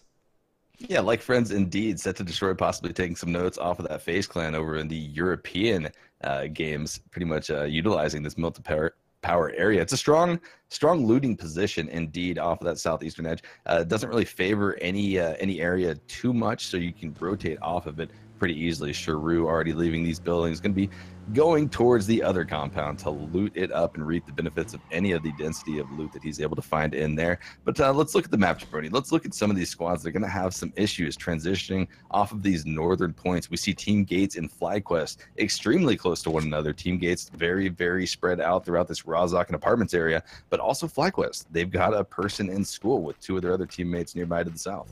Absolutely, and look at this duel actually driving north right now, moving into Pachinki late. And they're going to loot that, because look at this. They're still safe in the zone. They can sit here and loot all of Pachinki, no problem. It looks like nobody's there, completely uncontested. FlyQuest on the move right now. You see Blue with one passenger heading down to the south. They got to be careful of Wooly here. Don't get too close to the barns during your rotation. And, you know, I actually don't hate Esquire. I actually kind of like using this opportunity, grabbing one of those compounds on the southern side of the main island. You know, grab the barns down there, kind of look over the cliffs, get an idea of who's moving where and what's going on the military base before you move across. There should be plenty of time to swim going after or going off of this first circle. Yeah, I mean, there should be. I totally agree with you, Jabroni. Why not just post up on those cliffs, spot out the transitions going? You can get that information, sort of seeing what compounds are already going to be occupied on the southern part or the northern part of the military island, southern part of the map. We see Elusive, Cloud9 looting these yellow houses, opting not for that Pachinki area that we are sort of used to seeing them going to, but kind of going on the trash loot path on the southern portions of Pachinki. Not going to have to transition yet. They're sort of taking after what we were talking about, sort of riding this coastal plane and seeing all of the transitions, able to pick up this information for their squad, kind of hoping for a good placement for Cloud9 in game number 2. Yeah, and that's kind of the thing that you need to do here. Information is key. We see Ronin now cruising. They're heading towards that eastern bridge, and who is it? It's Ghost Gaming waiting. Turtle, McCoy, Balak in the compound just to the north. Texas already went by, ended up in the water, so maybe keeping an eye out for his squad right now, letting them know, hey man, bridge, not a great place to be, so stay away. Yeah, interesting thing to look at. We saw that Ghost Gaming squad in the same position in game number 1, fending off that Nova squad off of that transition from the south. Circle is down in the south, however, this game. So they are going to see a few other squads try to transition off of that point. Coldamenta for Ronin going to opt for this boat. I think Texas might have even spotted some of that Ghost Gaming squad on those cliffs, letting his team know not going to be safe to cross this bridge, guys. There are players here. Yeah, it's certainly Texas. Probably spotted McCoy. McCoy looking for Texas as well. Ghost Gaming going to opt already for this transition across the bridge, pretty much knowing that it's going to be safe. Need to be careful, though, because there are a few players on the other side of the bridge. Nova Esports already making that transition. Locknarb getting dangerously close to the bridge. Richie and Locknarb in a great position to catch Ghost Gaming out. Oh, and they're going to hop out is Richie. He's going to take the shots. He puts them onto the vehicles. Goes hopping out is Profi. Turtle actually going down to Locknarb, though. So that's a tough break. I was surprised here. I thought Ghost Gaming was going to make a full push for the intersection, but as soon as Richie pops out, they stop the vehicles right away. Turtle, unfortunately, a little too far too late, will be killed off. Ghost Gaming loses one here early. Let's see how they make up for this, how they get these other two players across and get a spot in the zone as the game goes on. Yeah, extremely early engagement from the Ghost Gaming squad, who you saw take down first place in game number 1 of the evening. Nova getting third place. So, you know, very competitive teams right here, already locked down in an early engagement in Ghost. The team that ends up losing the most out of that. McCoy and Balak now on the opposite end of the bridge, trying to now figure out, like you said, Jabroni, how do we get across and what do we do now as a 3-man squad? Yeah, that's one of the situations, one of the decisions that need to be made. And, of course, they're split up. You see Profi, he actually hops in the boat. He may be able to actually go back and pick up his teammates. He's going to ride past Ronin here in a second. The other two players all the way to the west are taking a lot of shots at Profi as he's cruising on by. He jumps out with one. Actually, he takes damage. He's hit by the boat on the turn and dies. Yeah, Unbelievable. Yeah, that's just a tough spot to find yourself in. I mean, certainly Ronin was aware of that Ghost Gaming presence right there on the bridge and everything. But, I mean, what do you do here? Looking at this replay, Duck just spotting him out, able to put out so much pressure on the Profi, so much so that, you know, either he jumped out of the boat or accidentally jumped out of the boat. But in the process, got hit and took damage and is going to go out, leaving 2 remaining members for this Ghost squad. Frolicker for Cloud9, spotting out Ronan, who transitioned to this northern coastal area on the military island. Duck going to be taken down very low from the VSS shots. A deadly weapon at close range, Jabroni. This is what I love to see. Frolicker with a VSS. My dreams have come true. He's going to full auto this thing. He's going to breach buildings. It's going to be fantastic. He's going to get 9 kills. Cloud9's going to win this game by a landslide easy with the VSS in the hands of Frolicker. And this is, you know, it's one of those things. Everyone always talks bad about the VSS. And don't get me wrong, it's one of the worst guns in the game. And he gets headshot. Okay, well, Los HD connecting the Car 98 headshot onto Frolicker. I was rooting for you, Frolicker. I'm sorry that happened. I mean, I agree with you, Jabroni. I jinxed it, man. I jinxed it so bad. I like the VSS, right? But at some point, it's almost like shooting staples, and I think he put out a little too much disrespect onto that FlyQuest squad. Los HD, someone who we see time and time again connecting with these shots with his sniper rifles, has the 4 times on the Car 98 and spotted Frolicker out. Put down that nuisance in terms of the VSS, and that's going to be a tough spot for them. Cloud9 on the northern side of the military island, trying to figure out if they're going to be able to get this information and get over to Frolicker. It's going to be quite a path going through the gauntlet of Ronin and FlyQuest. Yeah, and it's actually interesting. If they have vehicles here, they can move up. He's very resable. He's safe. He's in a safe location. I think they know that, but the run here from Moody is ambitious at best. I mean, running across here, even though you have your ghillie suit, this is pretty wide open. Moody needs to be careful. I don't even know if he can realistically run all the way to Frolicker before he bleeds out. He probably can't. That's going to be a tough break for Cloud9. I apologize for jinxing that for you guys. I didn't mean to, and I'm sorry. Yeah, this is a really risky commit here from Moody. Trying to transition Frolicker, pretty much almost dead. I think Moody needs to realize, and yeah, he's going to recognize the fact he's not going to be able to get there, and Frolicker also able to feed this information to him. I mean, hey, FlyQuest is nearby. I was taking some shots at 2 squads. I mean, certainly Cloud9 should be aware of the presence of both Ronin and FlyQuest, being the fact that Frolicker popped shots off of that VSS at both of them. So Elusive and Moody now continuing to transition a little bit towards the south on this military island, possibly trying to line up some shots on Microfry and the rest of the boys from FlyQuest. Yeah, absolutely. Probably the opportunity. Elusive moves up to those buildings potentially to loot the bodies. Moody may be in a bad spot here as team number 6, Ronin, coming over the hill a little bit, may spot him out. It looks like he may have seen Duck there, and he knows, okay, I got to back off now immediately. Duck now moving in on the Wizard Tower that was held by Frolicker. He knew he was in there, so they're going to be a little patient as the shots were coming out onto Ronin with that VSS. So they're going to try and hold this down. Now a little bit of a standoff here between Cloud9 and Ronin. Yeah, a little bit of a standoff indeed. And with 16 teams still remaining, these are very risky engagements. I would consider them still early game engagements. So much to lose for so little to be gained in terms of positioning, or even, yeah, I mean, I guess positioning and placements. A lot of squads, though, gathered around that northwestern part of this next circle. Jabroni, Optic, very close to Safe Res and the rest of Wildcard. And it looks like H-Win and the rest of Space Station Gaming have taken up a compound just directly to the south of that bridge. Yeah, a lot of the teams deciding not to push across early. That's why you don't have a crazy amount of players down on the military base island. But it looks like we will 100% end on the military island, and that western bridge is going to be a highlight as Wildcard and Optic and Safe Res all very close to coming across here. And I think at a certain point they're going to have to fight. No way around it. Yeah, this transition is going to happen between all of these squads. Whether or not they opt for going across the channel early or the bridge, only time will tell. But it looks like Dill Hero and the rest of Optic has spotted out this squad. Wildcard Gaming pretty much in a very dangerous position. Dill Hero trying to line up these shots at the M416, and Bahawaka ends up getting the knock onto Kickstart. So Wildcard going to have 1 player currently down in a little bit of a chaotic position now as they try to get some information as to where Optic's players are and where these lines of sights are presenting themselves. Going to need to get some cover as Pride goes behind the sniper tower to get a res on the Kickstart. Yeah, that was definitely a very, very important knock right away that Baja got, but no push coming out of Optic yet. 17 and Hetro are still lagging behind. They don't want to push into a 2v3. Hetro now arrives, takes out the M16. Looks like he may have a 4X on it. He does. He's looking. He sees Sharpshot. No, he didn't spot Sharpshot through the window who was peeking. He sees Pride, though, so the shots may come on him. Does have a suppressor, which could be an added advantage here for Hetro, potentially getting some shots out from an angle that Wildcard does not know. Yeah, Wildcard just really in a bind right here, trying to figure out where Hetro and the rest of Optic is. Hearing another car approach this hill is going to be Optic 17 to provide that extra support. 4 players of Optic now raining down shots onto this Wildcard squad, trying to get even more advantage, though. 17 needs to be careful with these peaks, not having a helmet, presenting himself in a very dangerous light if any of these teammates from Wildcard are able to get a sight onto him. But the blue zone is approaching, and these players will have to transition soon. Yeah, absolutely. Elusive did go down for Cloud9. Ronan kind of moving around them, waiting to get the push here. Moody is going to get the res off, though, as they're not being ultra aggressive. Kraken kind of teasing it a little bit, but it is a 4v2 right now in favor of Ronan. Looks like they got a knock onto Texas.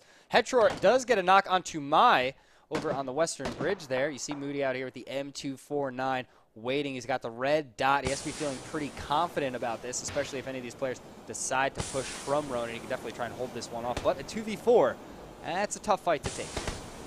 Yeah, tough fight to take indeed, as these two squads have been in this engagement for quite some time. Actually, FlyQuest, though, even in the odds, a little, he connects again with that beautiful Car 98 shot onto Ronan. So now one member down, as Texas is now going to try to spot out this Cloud9 squad, taking a few shots, being extremely vigilant with trying to connect. Elusive now trying to get a shot on them, but these smokes are providing the cover that Ronan wants in terms of trying to get these peaks. Going to be now spotting out solid FPS as he is trying to overwatch his team in sort of a pinch position. Lots of shots, though, erupting previously where we were watching Optic engaging on a wild card. Yeah, Optic now going in for the push here. Hetro has moved up behind the vehicle outside. Tumai is down. Pride's going to go for the res here, and 17 kind of teasing the door a little bit. A sharp shot on the second floor, seeing what he can do.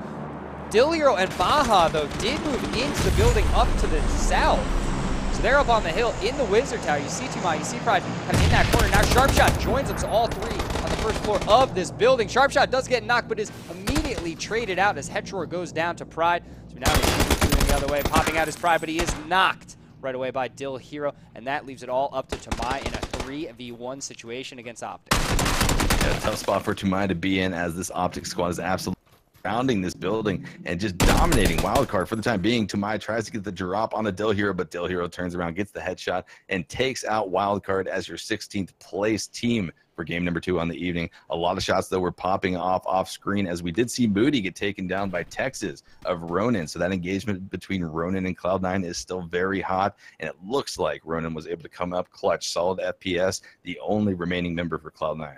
Yeah, it's a tough break if you're Cloud9 there pushing up. Frolicker got down. They tried to push up to actually save him or get the res, and while doing that ended up trapped. But Wildcard going out 16th, that is not something we're used to saying at all. They've been one of the most consistent teams, actually winning split one overall. On top of that, look on the eastern side, Duel in no rush to get into the safe zone, still sitting in blue, just taking the eastern bridge now that it is all cleared up. And Nova putting a ton of damage right now out on Tempo Storm. Those two teams shooting back and forth. Richie here having to back off as Tempo Storm starts to return the fire. Yeah, shots ringing out all over the map. Surprisingly enough, Jabroni, the southern portion of the military island is the most jam-packed portion of the map still in play. Not what I would have expected, given so many teams coming off the northern part of Erangel. But with that, so many of these teams are now going to be getting drops on one another. These shots are getting close. These players are getting even closer, and Nova's going to be holding this position. Need to be careful, though, because Ghost Gaming is directly to their south, hearing this engagement between Tempo Storm and themselves. Oh, look at this. We have a couple fights that are actually popping off. On one hand, we have Set to Destroy and the God Squad down in military base. Fignaldo did go down this whole time, sitting on the body right now. On top of that, we also have Totality and FlyQuest about to go at it right on top of each other. Up in the north, Shuru goes down. V and Rift. And that is it. V and Rift. V actually hit Rift with their vehicle. And then they all died. That is an incredible situation to have there. But Set to Destroy goes out 15th, and it is the God Squad that will reap the rewards. Yeah, pretty interesting conclusion to what just happened there. Not exactly sure how that ended up playing out, but yeah, Set to Destroy and Wildcard already going out in game number 2, Jabroni. Not what we would have expected. These are two top fragging teams that, you know, we're used to seeing compete for these top placement spots in the matches. Totality and engagement previously with this FlyQuest squad is not going to be able to disengage off of it yet. A lot of squads surrounding them, as Totality is in a 2-2 split, a very nice 2-2 split, not too separated from one another, so they're still able to to provide that support that they need to. Interrogate and Trifoli have cover to work with as well. Purdy behind a rock with Smithy. They're going to be spotting this FlyQuest squad pushing up the hill towards them. Totality's Interrogate going to be spotting out a few players and taking some shots with that Car 98 2 times. Yeah, you know, this is a really tough push here if you're FlyQuest, especially Totality, having some cover, using the buildings and keeping Smithy and Purdy kind of outside, downhill a little bit. So FlyQuest kind of backing off, not pushing in too deep, not being extra aggressive here. They're trying to get a knock before they move at all. And if they do, they could be in a great position because once you knock one player, someone has to go and try and res them, and then all of a sudden it's a 4v2 when it comes to shooting. The new zone pops, and it is a hard shift up to the northwest. Optic, dead center by the crate. Not much cover, though, in this new zone, and the only real compound is owned by Space Station Gaming. Yeah, Space Station Gaming finding themselves now in a very favorable position, given that hard shift by the circle to the northwest. A lot of teams having to rotate now off the military proper base, going to find themselves in a bit of a bind, as a lot of teams are currently in a position to gatekeep the more southern squad. Shots now ringing out all over the place as Baja Waka and the rest of Optic are on the bridge. Actually, not the rest of Optic. It's going to be Baja Waka on the bridge, very separated from the rest of his team, trying to spot out the Space Station Gaming squad. He's got the tools to do so. He's got the Car 98, so certainly a powerful weapon. But look at the north of this circle. Jabroni, Team Gates, and Kuniji from Safe Res are going to be swimming in this channel, trying to get some cover and rotate in off this northern edge, while Totality continues to gatekeep FlyQuest on the east. Yeah, Purdy getting a knock onto something there, but a lot of players opting for the water because there's not much cover in this new zone. Another one where the water is there to just kind of extend your life a little bit. Blue gets knocked by Trifoli. FlyQuest now down to 2. It's Los HD and Micro Fry. They're going to try and back off a little, get back uphill, see if they can get in a better spot. But it is Taro with the push now, trying to get a flank. He's not going wide enough, though. Be careful, Taro. Could put yourself in a bad spot if these players turn around. Looks like the 2 from FlyQuest will get away. But look to the south right now. Team number 6, it's Ronin, pushing into the building that Totality just left. So now Totality has to turn around. They need to pay attention because Ronin is right on top of them. Yeah, Ronin right on top of pushing from the south, and Envious directly to the north from this. Envious FlyQuest players, so a lot of shots and action popping off around Team Totality. Still 4 men up, or actually rather 3 men now. Need to be extremely careful and in a very dangerous position to get pinched by multiple squads, as they are so close to this Nova squad to the north, and it looks like they're going to continue rotating that way. Certainly Ronin was aware of those shots coming off of the north, as Check Shooter and the remaining members of Envious now spot out this Totality squad. Going to be using whatever cover they have to see if they can get some angles. A lot of teams now in this transition phase, as the blue zone is putting pressure on them off the eastern edge. A lot of squads now have to rotate through each other. FlyQuest still trying to figure out what to do. Duel nearby, as well as Ronin still off of this eastern edge, while shots are erupting. Little Prodigy and the rest of the God Squad are engaged onto Nova. Yeah, this is really tough for a lot of these teams. These hard shifts are creating massive issues. Nerf Me goes down for Nova. Richie is actually killed off as well. It's the God Squad from behind, putting a ton of pressure onto them as they try and move into the zone here. The God Squad will get a spot, and Landoon will drive away, 1 shot away from death and full elimination for Nova right now. Looks like he actually found a home. He's going to prone. He's going to try and get that med off. It was Drassel and the rest of the God Squad putting all that damage out. But these hard shifts, what they cause is so many players from the same location all have to move into the zone. So Balak, McCoy, they had to wait. They stayed out in the blue because they didn't want to take a 9-10 player fight. Here you have Space Station Gaming holding down the only compound. You have Optic up right down beneath the hill with Baja actually prone in the road, using the road. A couple other teams on the inside. Ronin and Duel down a huge fight. Snark getting knocked and killed. A Duck going down to Pentalol. Penta's going to try and pick him up. It's Wooly, but no, he will get killed off. And that is it for Duel. That is it for Duel indeed. Totality, hearing this engagement to the south, knows that there are a lot of squads erupting into battle. He gets a solid FPS, taking a lot of blue damage, and gets taken out. No team will be able to claim that kill as the play zone ends up taking him out. But FlyQuest just raining down shots onto Ronin, and I believe that is going to be it for them. Totality still playing off this eastern edge. FlyQuest to their south, Envious still to their north, going to have to rotate again. It looks like this circle hard shifted as well, Jabroni. A lot of space on that eastern edge. And yeah, but look at the position that Space Station Gaming has. Yeah, they have to be feeling great right now. I don't understand how these zones keep doing this. We talked about it during EU earlier today. It's supposed to be doing it less, and it feels like it's just doing it more and more and more. Landoon making his way into the zone. Baja's taking some shots in his direction. Where does he go? He's going to try and get to the compound, but Space Station Gaming is there in wait. Landoon just stops at a rock, and he prones. He may actually be able to stay sneaky here and stay alive. No, he will not. Optic putting the shots out. He's going to have to try and get behind him. But Bahawak on the other side may now have an angle. That's a tough spot to be if you're Landoon. There he goes. He is killed off. That is it for Nova. They have been eliminated, but yeah, I gotta say, Esquire, it's Space Station Gaming, it's Optic. They're holding the 2 power positions in the zone, and Optic needs to be careful because a lot of teams are gonna be coming from the south any second. Yeah, they certainly need to be aware of their flanks. These hard shifts forcing so many squads off of those southern edges of the previous circle. Certainly going to have to be aware that as shots are already coming out. 10 teams remaining, 29 players alive. Los HD continuing to connect with the shots on the Trifley of Team Totality. So Team Totality in a bit of a bind right now. They did have a far transition to make, and it is only going to be made more difficult by that knock. 17 now trying to rain out some shots with the Scar 4 times on the Pack Caps. Connects a few times, takes him down to about 20% HP as Pack Caps tries to snake and avoid these shots. Taken down even lower, has a little bit of tree cover to work with, giving him some reprieve from this damage, and makes it to the tree trunk to get that cover. Zigging and zagging all the way down the hill. Tough to hit, puts a lot of damage out to 17, but he's able to at least get to the hill. Unfortunately, he's not still in, so we still have more movement that has to come out of Pack Caps here to actually get into the zone. A couple of the players from the God Squad are now pushing over the hill, and this is going to get heated as they move in to the land of Optic Gaming. On top of that, we did have Tempo Storm. They found their way in on the western side. Boy Drain does go down to Hetror. Little Prodigy now taking some shots at Dill Hero as they try and push in. Looks like the God Squad has found a way into the zone, but they still have 17, a little tricky spot downhill.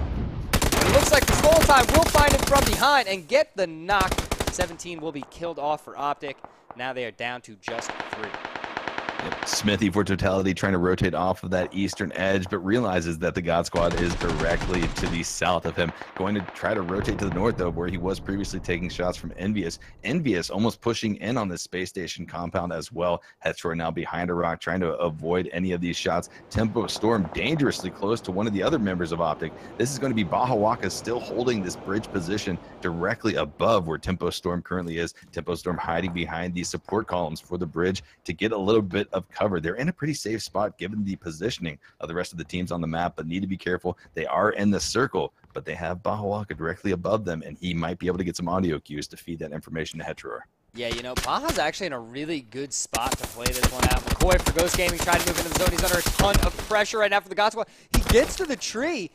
It looks like he actually has line of sight. They won't be able to shoot him. Drassel's going to try and rotate around, but can he actually med through this? He might be able to. Drassel looking for the arm. Cannot quite find it. Full time needs to go a little wider. He might have the angle. He takes the shots. He connects once more. McCoy being the most annoying player of all time right now. If you are the God Squad, is he's going to start medding up more and more and more. Pistol Time and Drassel now rotating around as Pack Caps towards the angle on the right. He's going to try and move. There come the shots. Ghost Gaming going out in 7th place. Yeah, tough loss for Ghost Gaming right there. This circle just continuing to push the players off the southern edges north. I mean, the God Squad just can't get any type of a break in terms of having to make transitions. They're going to have to continue to push north through Optic right now. I believe that's Hetror still at the rock. He's going to be avoiding their shots from now, but the grenade comes out from Pistol Time, connects with the damage, and Baja Waka in a very poor position to provide any type of support. The tree is going to be in his way as Tempo Storm is now pushing underneath this bridge. Baja Waka is going to be the only remaining player for this Optic squad. 6 teams remaining, 16 players alive as the circle continues to shrink. Blue Zone going to be pushing in, and Envious and Space Station Gaming in a direct proximity of one another, possibly going to see a battle erupt here. Yeah, and while this happens, Jesse is actually able to find a knock onto Zampa of Tempo Storm under the bridge. So Envious in a interesting position here. They're right outside of Space Station Gaming's compound. They need to push in. They don't have any knocks yet, but they are still 3 strong. So a 3v4 is very realistic, especially with the split that Space Station Gaming has right now. If they push onto Smurf, he will not be able to get too much cover from his teammates. So they're all in separate buildings. The God Squad down in the south will be able to get in. Check Shooter keeping an eye on the water. They know some players were in there. They have to make sure that they keep all of them out. Fortunately enough for them, there's actually no more. So they'll be able to keep moving here and stay in zone using this defilade, using this hill for Envy to stay alive. Yep. Vexel for Space Station Gaming, able to spawn out Steezy BB, the only remaining member for Safe Res in the water, takes him out, so that's going to be Safe Res going out in 6th place. Vexel and H-Win and Smurf still going strong for the Space Station Gaming squad, but Envious still riding this this little bit of defilade that they had to work with on the northern side of this compound. As Space Station, I don't think is aware of their presence, continuing to shoot at other teams and the nearby presence of this compound.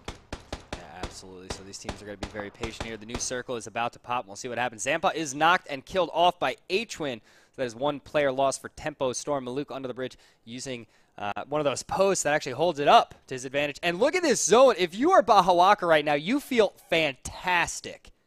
Yeah, especially as a solo player, Bahawaka's position is beautiful. I believe he's still in the dump truck portion of that vehicle on the bridge, so he's got a lot of cover from all of the flanks. No one really able to get up on this bridge unless they come from the direction of the south, and Bahawaka will be able to hear them and get the drop on them. Tempo Storm still trying to figure out what they're going to do. They're going to have to rotate off the previous position and push into the circle, but the real story is going to be on this eastern edge. The hard shift for these teams on the east. Envious in a position to gatekeep the rest of Space Station Gaming, and Space Station Gaming actually spotting out the God Squad. So shots ringing out between these three squads. Yeah, absolutely. So how do you move right now if you're Space Station? How do you move if you're the God Squad? The God Squad's going to rotate around, staying towards the southern side of the circle. They do have pretty much a flat piece of land. The only player that can really shoot at them is Bahawaka. And if they push up onto the bridge, he could be in a lot of trouble. Now that we're coming to the realization here that he can't get any help. Nobody else is going to shoot the God Squad here. They're all low. They're all below this level. They can push onto the bridge and use that to their advantage. He has to jump down, and he does. Baja's going to try and peek this angle. He sees them coming, and if they hop onto the bridge, he's going to have to take some shots, especially now the smoke grenade kind of giving away his position. But no, they're not going to come onto the bridge. They're going to stay where they are. He takes some shots. He sees Drassel now. Trying to connect with some shots on the Drassel. Bahawaka now revealing his hand, showing his position to the other teams remaining on the map. And Space Station Gaming is engaged with Envious right now. They need to eliminate one of these threats off of the northeastern edge of the previous circle to get into this circle, taking out a few shots also onto this Tempo Storm squad. It's going to be one player, or two players rather, still up for this squad as Bahawaka trying to get some shots onto Drassel still. He knows the Pack Apps and Drassel are there. He spotted them out on their transition, and pretty much the only immediate threat for Bahawaka. We will see a next circle coming out soon, so whether or not they're going to have to rotate off this bridge, only time will tell. But Space Station Gaming is now taking shots as well. Yeah, absolutely. So Envious did go out in 5th. Tempo Storm has one player knocked that will get the res here. Space Station Gaming is now coming out, and now it's kind of interesting because if the God Squad takes shots at Space Station Gaming, or if Space Station Gaming pushes up to them, it could be a fantastic situation for Bahawaka right now. Becky5 gets a knock on D-Master, so that's one for SSG going down. Now a bunch of shots coming out, and Drassel goes down, and that's Baja being the aggressor, but Pack Apps is able to clear that up, so Optic will end in 4th. Yeah, 4th place for Optic, a great attempt by Bahawaka to push as far as he can into this late game. But it's going to be interesting to see whether or not Drassel is going to be able to get rezzed here. Pack Apps was able to take out Bahawaka. Maluk now going to be creeping in. It is 3 teams remaining, 8 players alive, and I believe that's 3 for the Space Station, or 4. They still have all 4 up. So Space Station Gaming has the numbers to work with as shots are now coming out for Tempo Storm, having spotted H-Win out. H-Win going to return fire and connect onto Maluk, downing him. Your boy Dre, the only player for Tempo Storm still up and able to do anything in terms of what Maluk is going to be able to do here. But Maluk gets taken out actually by Smurf. So now 3 teams remaining, 7 players alive. Pack Apps from the God Squad spotting out Vexel and getting the down. Yeah, it's really important that Pack Apps is actually able to get the res onto his teammate Drassel, so they're still too strong. This opportunity for them to win this game from the high ground is very, very real right now, especially getting that knock. But that flashbang actually looked pretty good, so they might be in a little bit of trouble here moving forward. Your boy Dre from Temple Storm, he's going to have to leave, and that could only help the God Squad here if he pops out, distracts SSG a little bit, but Space Station, they have the closest position to the zone and still 4-man up. They have to be feeling good. Wouldn't be surprised if we see some nades popping up here as they probably know the God Squad has to come from this position. Taking out your boy Dre. So that's it for Tempo Storm coming in 3rd place as Pack Apps gets spotted out by Space Station Gaming. Space Station Gaming then spotting Drassel and taking him out. D-Master with a beautiful headshot onto Drassel with the Scar, going to be securing a 1st place finish for Space Station Gaming. Yeah, absolutely. Esquire, thank you very much once again for joining me. Look at the kills, though. 15 kills coming out for Space Station Gaming. We will be back with Esquire in game number 3. We're going to very quickly hop over to the wonderful analyst desk that currently seats only me. So game number 2 ends, and it is Space Station Gaming with a spectacular victory. Wild, hard-shifting circles that are totally not going to happen anymore. Thanks to the wonderful PUBG update. Created a brutal game for a lot of the players down in the military base and on the eastern side.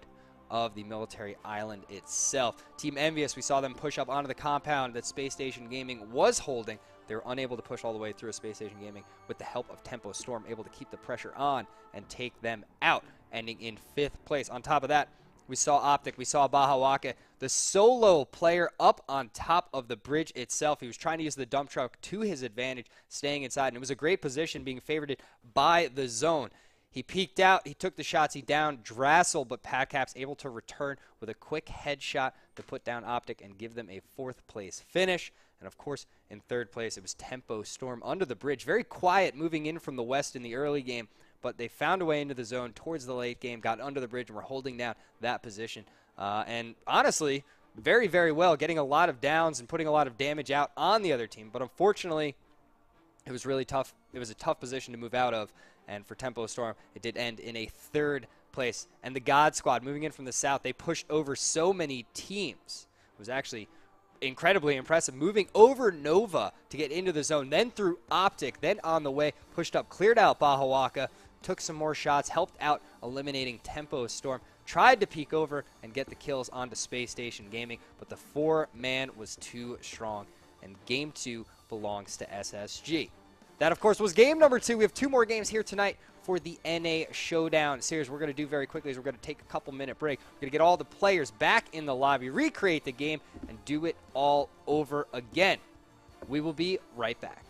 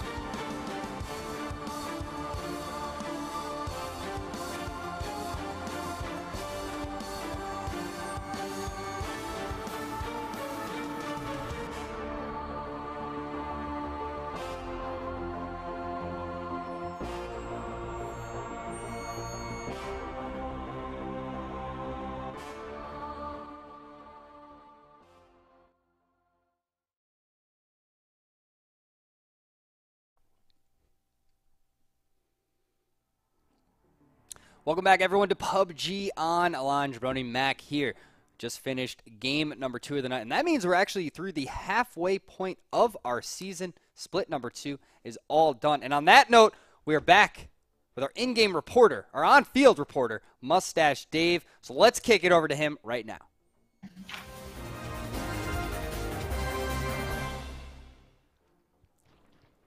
Dave, my friend, you're looking good shooting range this time. Ba ba ba ba ba. Getting some practice in. We're ready. We're ready. We are at the halftime point, like you mentioned, Jabroni. Facts. Facts are right. Now, Dave, we had a wild circle in game number 1. A lot of hardships there. What was it like for those teams in the Southeast running by you as they were, being chased by this zone? We're talking about the Southeast. We had Cloud9, Duel, Ronin, taken out by totality over there. I mean, it was just so dangerous. Then we had one of the Optic members on the bridge by himself, kind of just praying. He was praying, Papa bless.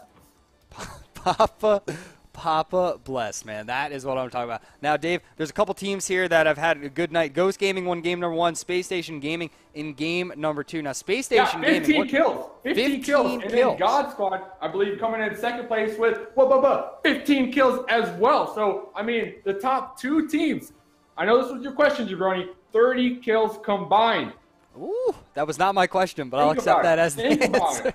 Think about it, Jabroni. Just think about it. Let it marinate. Let it marinate, man. Yeah, I mean, it is absolutely just fantastic. I think Space Station Gaming was such a good game. Space Station Gaming, Dave, in your opinion, are they one of the top teams in this lobby? Yes, for sure. No doubt. I mean, just based off of this last game, they were able to make it into the late circles with 4 members, all alive, ready to go, ready to frag out. I mean, that right there, it takes dedication. Out of control. Dedication. Dave, thank you for joining us. We got to hop into the game, man. I will check in with you again after game number 3. I'll be here. Yeah, I'll be here.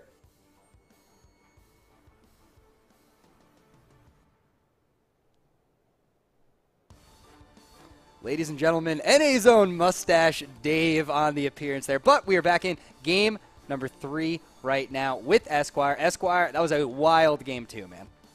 Yeah, wild game 2 indeed. Space Station Gaming making quite the run on these leaderboards, trying to progress as much as they can, in that first place finish will certainly propel them in that direction. Playing coming out from sort of a western favored centralized location, and the north going to be opting for that southeastern angle. So most of the map is going to be open. Wildcard certainly going to be going towards that Primorsk area. They've got a bit of a glide ahead of them, but a pretty standard map. Not seeing a lot change given the plane path, Jabroni.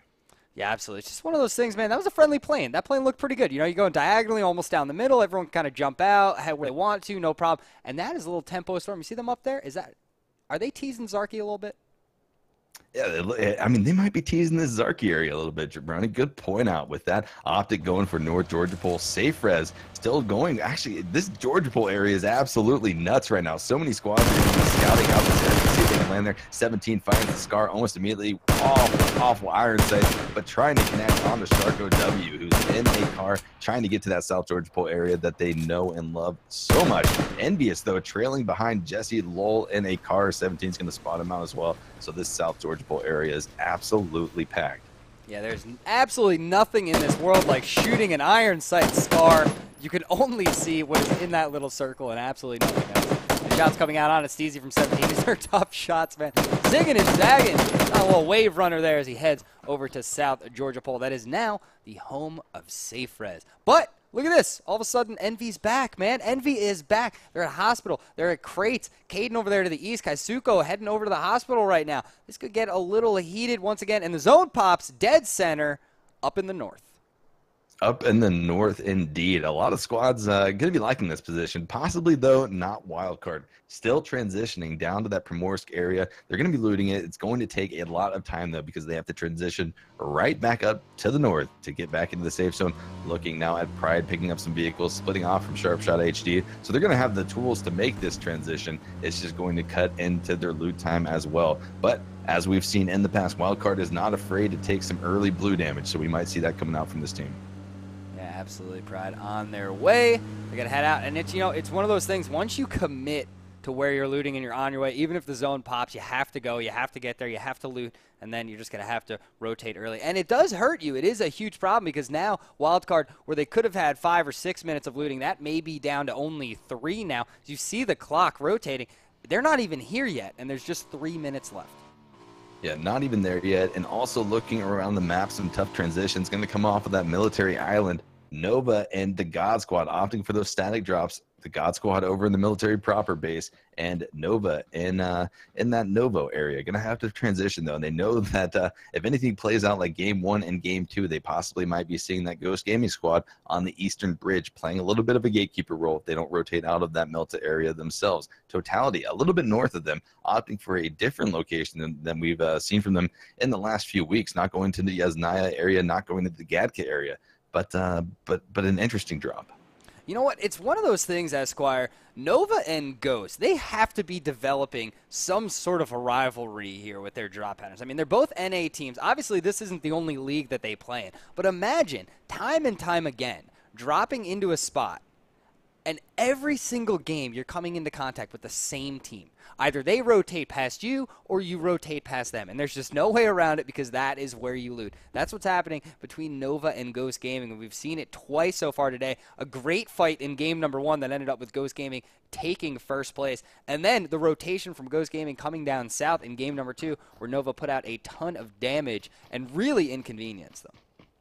Yeah, I think if you're Nova and Ghost, given the way the drops have been happening over the last 2 or 3 weeks, you have to expect these two squads to be here if you're the other squad, and you have to play around that, and you have to strategize for 2 different scenarios, whether you're not going to have to rotate across the bridge to the south if you're Ghost Gaming into that Nova squad, or if you're Nova and you're going to have to rotate north. How do you play it? How do you expect these rotations to happen? And it sort of played out interesting, and it's going to continue to develop as we watch these two squads play into one another like that. So certainly something to highlight during this game and Game 4, as well as the rest of the season. Yeah, absolutely. And it's just one of those things. That's what I love about PUBG so much. There's so many teams in the lobby, and it creates so many different stories between all these teams and how they relate to one another. A lot of times, players moving from team to team. You know, some old school rivalries that have been around forever, and then some new ones developing with dropping and, you know, players switching on who they're playing for and really moving around. So a lot of great stuff coming out. Totality from the southeast now rotating into the zone. 4 vehicles strong. And look at this. The entire top half of the zone empty. Nobody in Severny, nobody by shooting range, nobody in any of these compounds. Yeah, surprising, especially given the playing path that we saw, Jabroni. I mean, this was certainly in the drop path, but none of the teams really opting for these northern locations. I think maybe some of them regretting that. Severny absolutely wide open. Texas, the only scout currently. He's going to be playing for Ronin, getting a good compound for them. No one really contesting nearby. Poon AG4, I believe that is going to be Safe Res in the cube compound directly to his south. So not a bad compound for Safe Res to have locked down early in this transition phase as well. 45 seconds still remaining before the blue zone is going to be pushing onto our players back. Totality making a pretty early transition as well. But any of these teams coming in late, Jabroni, are going to have issues in terms of having to get across this channel, this river. Totality already crossing what I have dubbed Death Bridge. Smithy needs to be very careful as Ronin. Coldamenta is going to be taking some shots and also receiving some shots. Totality's Interrogate right behind him. Coldamenta in a very tough pinch. I love the play here by Taro, too. He saw Coldamenta getting out. He immediately stopped and lended support to his teammates that were trying to pass by. And now, all of a sudden, Coldamenta, who thought he was going to get the drop on some Totality players, put some shots in, is in a 4v1 situation, hiding behind the rocks here, put some shots onto Smith. He does get the damage out, but from behind, it's Taro, it's Straffelli putting the pressure on. What does Coldamenta do here? How does he survive this one? Can he even, after trying to be aggressive? No, he will not. Coldamenta going down. A great play from Totality, and look at this. 2 more players from Ronin pulling up. They're going to stop at these yellow houses, though. They do not want to push on to Totality. Yeah, they need to be extremely careful. Coldamenta doing whatever he could to watch that 360 flank with Interrogate, as well as his teammate pushing up on that eastern edge of them. Totality just absolutely taking advantage of that position and getting an early kill in the game right now. And it looks like Ronin is in another world of hurt as FlyQuest is pushing on to Texas, their lone scout who went out early, able to secure a good compound, but he is a solo player, and FlyQuest has 2 nearby. Blue possibly spotting him. Los HD in the compound itself. Yeah, moving up. This is a good spot that Texas opted for very, very early, but this is what you need to worry about, a player utilizing that hill. Blue did spot him out. Now his hiding spot has been exposed. Los HD is going to rotate around look for an angle, and he might get an easy one here as he rotates around. Texas looking this way, but look, he spotted out. The shots come out, and Texas will be killed off. Yeah, so that's going to be 2 players down for this Ronin squad. They had originally landed area portion of the map and rotated off of this.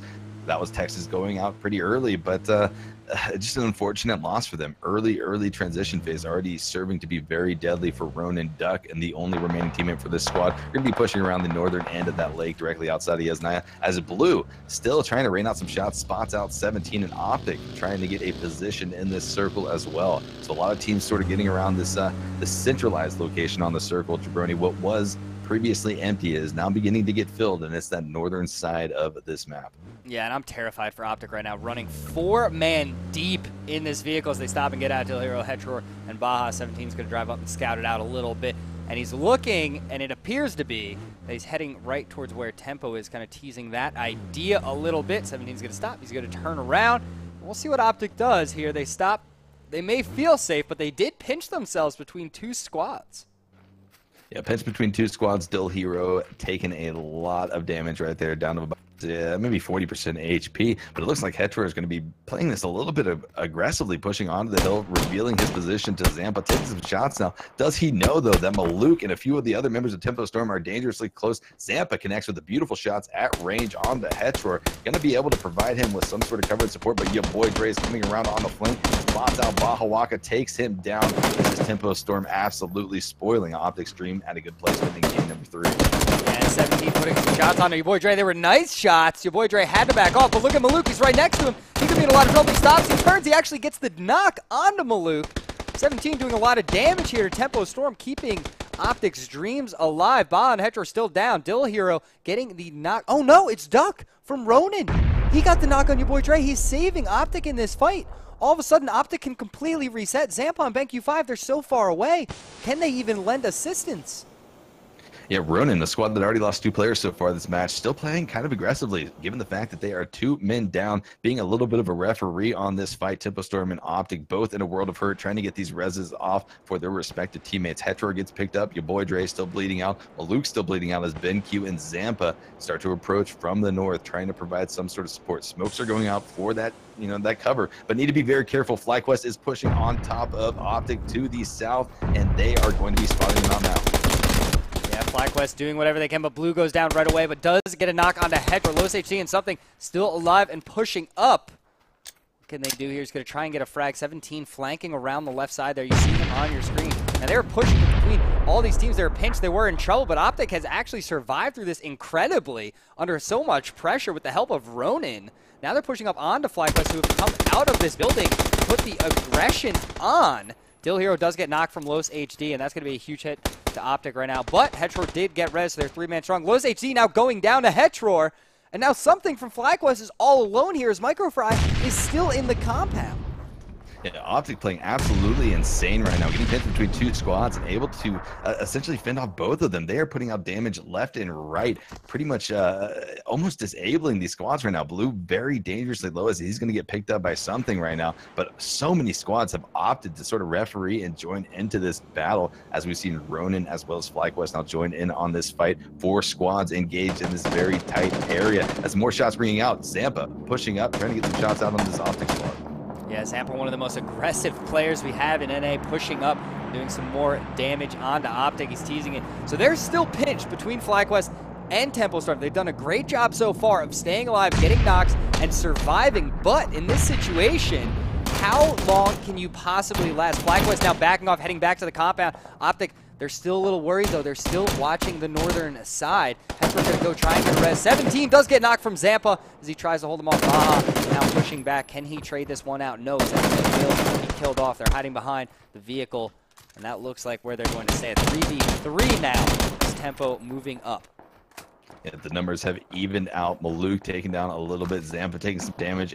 And these teams are going to disengage off of one another, sort of realizing the fact that they have lost too much in this fight. FlyQuest backing off of this engagement as well. Not a good place to be. Optic's going to kind of pull off this hill and get some man-made cover here in this compound. A smart decision indeed. Sort of a test of these players to be able to to recognize the situations where you continue to fight and when you have to disengage. I mean, 16 teams remaining, Jabroni. You do not want to be the squad that goes out in 16th place here in game number 3 of the night. Yeah, absolutely. And, Optic backing off that fight. The new zone did pop, and it is a brutal one. A river right down the center of the zone. Do you go north? Do you go south? Or if you're Optic, what do you do in between 5 different squads now? A pentagon has formed around Optic Gaming. I don't know how long they're going to be able to last through this one. Totality, Ronin, Tempo, Storm, FlyQuest, and Team Gates surround them. Yeah, what's interesting about this circle, Jabroni, is we had previously seen the sort of theme being it going north, and look, it's directly centered on this river right here. So teams that have opted to go to the north and teams that have opted to go to the south might face some challenges if this circle swings one way or another. This river being quite the choke point on the map, especially given this circle. So many teams surrounded nearby to one another. Nerf me, please, for Nova, going to be engaging onto the set to destroy squad. Fignaldo going down a 3v, I believe 4 situation. Nova has one player pretty much to the southwest playing Overwatch, and a great position for them indeed. Nerf me, please, using these windows to his advantage, trying to get some sort of lines of sight to feed to his teammates and connect onto these shot smokes, though, coming out. It looks like Fignaldo is going to be able to get picked up. Yeah, absolutely. Nova kind of, maybe looking to push a little bit, but they're not going for it. A nice shot onto Rift from Lochnar there. Unable to get the down, though. Now Nova maybe pushing around the eastern side. Lochnar's going to hop into the bike. Looks like they're going to rotate out of this one. Not sure if they should push in this situation, as all players from Set to Destroy now picked up and still alive. We got to pick up Richie, and they're going to get out of here. Yeah, Jabroni, just to mention, I'm actually surprised with how much action we've seen so far in this game, all teams still remaining. We've lost a few players, but still, to have 16 squads still up this late in the game, given how many battles were erupting and the positions that these squads had. I mean, it wasn't just one squad versus one squad. We had almost 4 squads engaged in that area on top of Optic. Landoon being knocked down, going to be able to be rezzed by Richie, but the blue zone is pushing in, forcing our players into new areas, and the new circle will be coming out, and I cannot wait to see whether or not the teams in the south are going to be favored by this circle or if they're going to have to push in to these death squads here in the north. Yeah, absolutely. Landoon having some trouble there when it comes to the motorcycle. Getting down through a little issue there. Cloud9 on the eastern side now moving in. You see Moody and Frolicker. They have a lot of compounds they can actually stop out on the way in. It'll be interesting to see how far they push. The zone now popping in. Will it go north? Will it go south? Or will it love the water in the middle? Which could be the worst thing for a lot of these players. But Ghost Gaming with a nice little split. They have 2 on the eastern side holding down the gas station and 2 right here to the west. So if any team tries to rotate around, utilize this bridge, they are going to be in a lot of trouble when it comes to Ghost. Yeah, a lot of trouble indeed. This bridge already seeing some action so far in game number 3 of the evening. But with that, Jabroni, Blue Zone almost done encroaching on these players. Space Station Gaming taking up compound here in the gas station. Vexel going to get dropped by Totality. Very separated from the rest of his squad. Not going to be able to pick him up as he is almost done bleeding out. And that will leave 3 remaining members for the Space Station Gaming squad. And pretty much what you just mentioned, Jabroni, it is almost dead centered on that river, favoring a little bit towards the north. So Optic is loving this position, but unfortunately, they have many enemies in their vicinity. Yeah, this is a really tough spot. A lot of these teams are going to have to opt for water here. Could be one of those games where we have some swimmers. Ghost Gaming trying to get on the eastern side and hold a position. All of Wildcard moving into Rozhawk. Rozhawk, it's a good place to be if you want cover. It's a terrible place to be if you want to get out later and win this game. So that's what a lot of the teams are going to have to opt there, especially if they're in the south. H-Win from Space Station Gaming, a little bugginess on the motorcycle there. Will grab that nice little Wizard Tower and take some shots over at Ghost. Totality and Optic very close to one another here in the north. No reason to push or fight, though. Taro's kind of teasing it a little bit, looking over, looking for some angles, seeing if he should take some shots. But it's one of those things that, do you need to fight now? Do you need to put your own team at risk? With 16 teams still alive, only 8 players have died so far. Yeah, 8 players have died. We actually see Space Station Gaming's H-Win connecting on to Ghost Profi. Ghost being a squad that we were just highlighting. Such a good position that they were able to secure right there. But a headshot ends up taking out Profi. Space Station Gaming being in that gas station directly to the west of Ghost's eastern position. Rotations, though, already coming out. The Set to Destroy is going to be rotating up into this compound where we were previously watching Totality put a little Overwatch on to Optic. Optic down 1 player. I believe Set to Destroy is down one player as well. Fignaldo taken down very low. Sharu being taken down very low as well. But like you mentioned, Jabroni, not a rush to get into a fight here for Totality. They can sort of just sit back 4 men strong and let things happen around them for the time being. But with that, Rift is going to be trying to get some information. He's got to know that there are squads nearby, and it looks like he is trying to spot them out as well. Yeah, absolutely. A lot of these teams in the north kind of getting very close to one another. Tempo Storm taking their time moving into the zone. I like that. Same with Cloud9 being very patient. The problem for Cloud9, though, is they're on the southern side. And there's a lot of teams, Nova especially, holding down this field as they try and rotate in. It's going to be tough for them to jam themselves into the zone and find a safe location to call home for this next transition phase, or at least the circle closing. So that's going to be a tall task as they head up towards this hill a little bit, looking around, trying to gain some information as Moody. It's a brutal zone right now, Esquire. It's one of those things where you have compounds that are very strong, but they're very close to one another. There's a lot of teams that get really, really tight, and it can become very uncomfortable. Moody taking a lot of shots from Nova. He will go down in transition. Froliker's still alive, but now all alone in the UAZ. How does he move around in this one? Can he stay away from the gunshots coming from Nova? Yeah, Froliker's going to have to find a different entry into the circle. This Nova squad is absolutely gatekeeping the south. Blue zone approaching, though, very quickly, so Froliker's going to be rotating off to the southwest, trying to rotate up off of that western edge, but unfortunately, he's going to have a few other squads to go to as Drassel and the rest of the God Squad are in Watertown, sort of riding that water. But yeah, this circle is absolutely deadly, especially given the fact that we have 16 teams still alive. I mean, it is really making these teams commit to either the north or the south, and that being forced to have to commit like that can really hamper your ability to get a good placement given the shift that we might see here shortly. Yeah, absolutely. Froliker taking a lot of shots there from the God Squad, but he was able to get into the sunken city. He has found a safe place. He's going to try and move through all the cover to stay out of range so they don't push onto him, and he's going to try and maybe grab a building or a safe location to at least survive this next close of the circle. We're about to find out where this one goes. Will it go north, south, or in the middle? I'm a little nervous, and hopefully, okay, north. It's mostly north. So Optic, Totality, and Set to Destroy feeling good. I mean, maybe not Set to Destroy because Rift is actually down right now and needs to be rezzed. But besides that, based on location, not bad at all. If you're a southern team, you're in trouble, and you need to try and get in the water or north of it as soon as possible. Yes, certainly. We're going to see the South begin to erupt as these squads have recognized the fact that north, this river is still in play. So we might see some squads kind of opting to play as long as they can in the water and use that to their advantage. But with that, if they have to come out of it to the north, it is going to be a very tough push indeed up that coast, as Space Station Gaming has now occupied a building directly to the north of Ghost Turtle. Turtle trying to hide behind this rock to avoid these shots coming out onto him right now. Ghost still 3 men strong. They've opted to send 2 already in the river, going to be swimming underneath the bridge for some cover. Yeah, it might be a good idea if you are Ghost Gaming right now, just trying to use the water to stay alive. Even maybe coming out on the other side of the bridge could give you a safe location. The problem is, when you're on the southern side of the northern part of this circle, just north of the river, you're downhill and everyone from Rozhok can see you. Yeah, everyone can see you indeed, and Wildcard is showing that right now as he is spotting all of these teams starting to transition off the southern edges of the previous circle into the southern edges of this next safe zone. With that, those shots are ringing out everywhere. This southern part of the map is absolutely insane. Seyfriz trying to spot out, I believe, Envious, who is utilizing the river to try to swim up, but the God Squad is now engaging onto Nova. Nerf me please, getting taken down as the God Squad is trying to rotate off of their southern position, but the rest of Nova is now going to be alerted of this, and they are in Rozhok with a little bit of cover. Drassel and the rest of the God Squad has to transition across this road. It is going to be a tough one for them to make, given the fact that there's not much cover to work with here.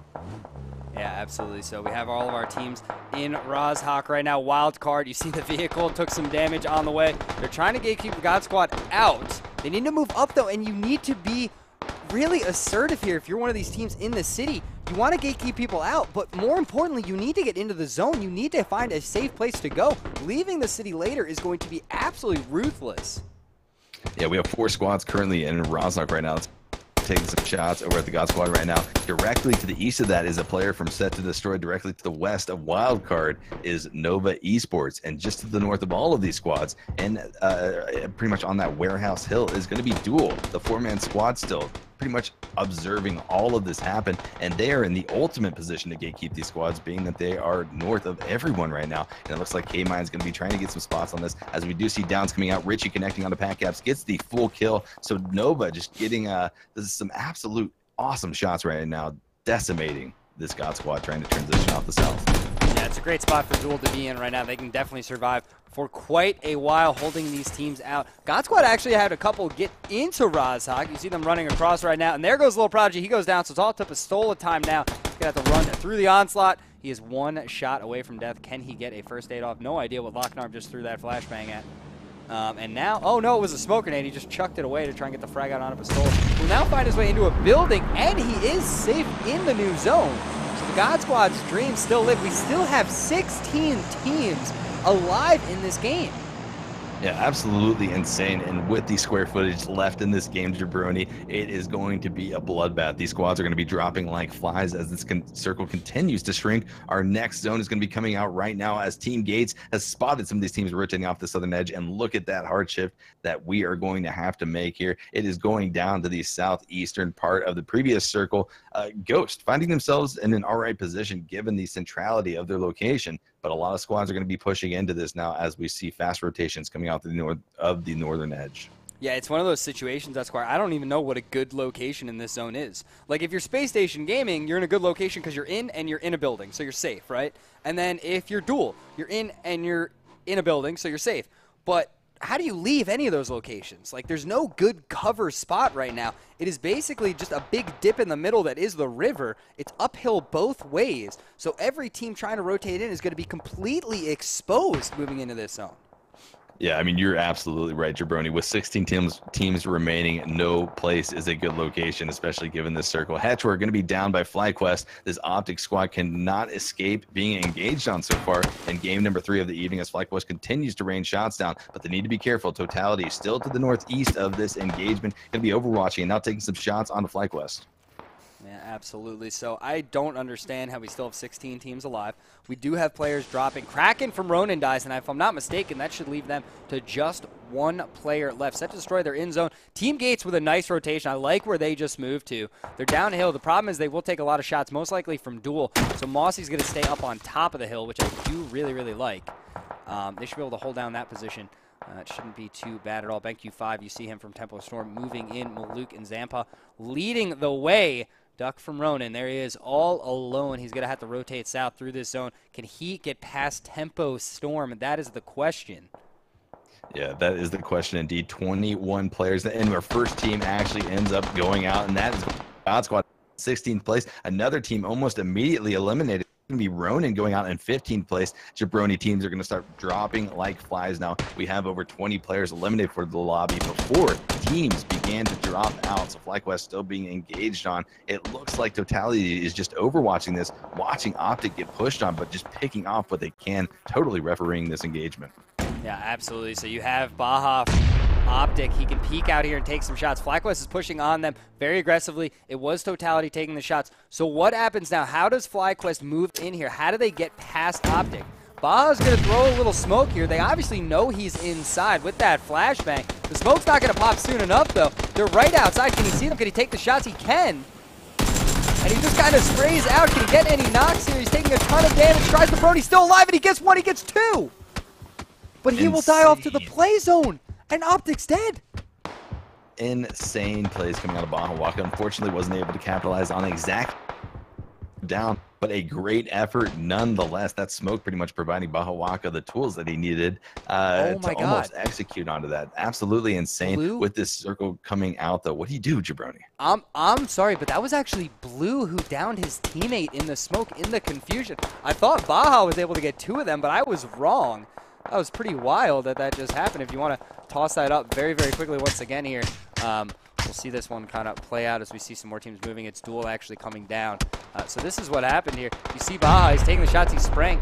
Blue somehow knocked something in this altercation. He was behind Baja. So some wild stuff coming out of that one, a really crazy one. But now we have Duel moving in. They're holding a pretty good location, but look at this new circle right now, Esquire. The bridge. New circle, absolutely brutal. Ghost Gaming in probably the best position, but how do you rank the best of just every position pretty much in this circle being terrible. 11 teams still remaining, 30 players alive, crates providing some sort of bait for these teams. I don't see those crates getting picked up at all. Fignaldo using this water dangerously close to this Ghost Squad. Certainly they are aware of his presence, and they're going to be watching for him to surface to get some air as he begins to drown shortly. A lot of teams, though, rotating off of this river from the western edge, going to be utilizing this water. Totality, though, engaged with Tempo Storm off of the northeastern edge of the previous circle. They are going to have to push into each other, and just absolutely insane right here. Trifly now retreating off of this, trying to use some sort of cover from this hill vantage that they have. Maluk down in the ground, trying to prone his way through. Zampa now trying to see if he can provide any cover. Maluk gets taken down by Trifly, but Trifly taking a lot of damage in return. Yeah, Smithy actually gets a knock on D-Master back there. H-Win's down as well in this Wizard Tower. So Space Station Gaming, they have one of the only pieces of cover, but two of their players are down. So Smurf here going to do some resurrecting, get his teammates back up as Zampa keeps taking the 1v4 fight against Totality. They're pushing in, they're being aggressive. He gets one knock out of Trifly, tries to run away, but will be killed off. Tempo Storm will go out 11th, and now Totality are the sole owners of the northern part of this circle. Yeah, Totality has a great position now, able to eliminate that threat of Tempo Storm directly to their southeast. They have to get a pickup on their down player currently. Blue Zone pushing in, putting a little bit of sense of urgency in this. Team Gates taking a bit of a loss in the process, as well as Nova coming out in 10th place as Locknarp goes down. The shots from Ghost, I believe. Totality's pretty spotting a few of these squads around. Look at this beautiful position that Totality has right now, Jabroni. They've got the height, and they have no teams around them in the near vicinity. So certainly a great position for them to work off of, as most of these teams are to the south. Yeah, we'll see how Space Station Gaming comes out of this one, if they can kind of rotate around and cause some problems for Totality, but that crate becoming very convenient as a little piece of cover here, the Totality team. Look at all the players in the water. 9 teams, 22 players alive. Team Gates, they're outside of the water. They're feeling pretty good. Only 2 up right now, if I'm not mistaken. No, they do have another player, 2 more players, actually, if I'm not mistaken, down by the water to the south. The new zone popped, and it goes east. Space Station Gaming feeling pretty good now. Totality's going to have to rotate up above them through and on top of this Wizard Tower to get in the zone, and everybody now has to come out of the water. Yep, everyone's going to be out of the water. Just a smidge of that water is still in play, but I don't see it really being utilized. Certainly, we might see some players try. Totality still in a great position, but need to be careful as they rotate down to the south, as Space Station Gaming is going to be occupying this eastern edge. Space Station Gaming in probably one of the best positions, but Totality in a good position as well. So watch all of these rotations come out. Think first for Safer is going to be pushing out onto the coast and taking a lot of damage in the process, as Team Gates is absolutely getting obliterated now from all directions. Ghost putting a little bit of hurt on them, as well as Trifly from Totality. Yeah, that's very important. That was a huge threat for Totality there. They needed to take care of them, and it was Think First with the helping hand coming up for Safe Res. So Safe Res now is one outside of the water, still alive, looking good, but if I'm not mistaken, all alone. So Think First going to have to make some serious plays here while these teams get ready to move into the zone. 5 seconds away. Everyone has to come out. Turtle and McCoy from Ghost Gaming look to be owning the water, as all these solo players need to find their way out, find their way to this new zone. Yep, Blue Zone pushing in on these players, going to be moving fast off of this western edge. So all of these players in the water are going to have to be executing quickly on their strategy for this next approach. Think First still hanging back on the western edge of that circle for Safe Res. As you mentioned, Jabroni, a solo player for his team, trying to buy replacement. 7 teams remaining, 14 players alive. Totality in a very strong gatekeeping position on the western edge of this next safe zone. All of these players still in the water, trying to figure out how to get out. Ghost Gaming being quite the gatekeeper for that process, riding these cliffs, just waiting for them to show their heads. Fignaldo is Narc from Rift, from Set to Destroy, trying to figure out what they are going to do, as Envious now starts to come off of that western edge onto the coast, but the Blue Zone is going to be putting out so much damage. Caden gets knocked out by it. Yeah, Totality actually choosing not to go up and push SSG, but to take care of the players in the water instead. They stay down on the road. They're holding this position, still 4-man strong. SSG is going to have free path into the zone without taking any damage or any fights. Totality here going to try and rack up some kills, put a lot of damage out, and it's 2 players from Ghost Gaming and Fignaldo from STDX, the last SSG alive down here. Fignaldo goes down. That is it. STDX will get 4th. So now we have 2 players from Ghost Gaming, if Turtle can get out, and I believe he can, so he'll be safe. He'll be able to heal up. 4 players from Totality, and 3, if I'm not mistaken, still alive for SSG.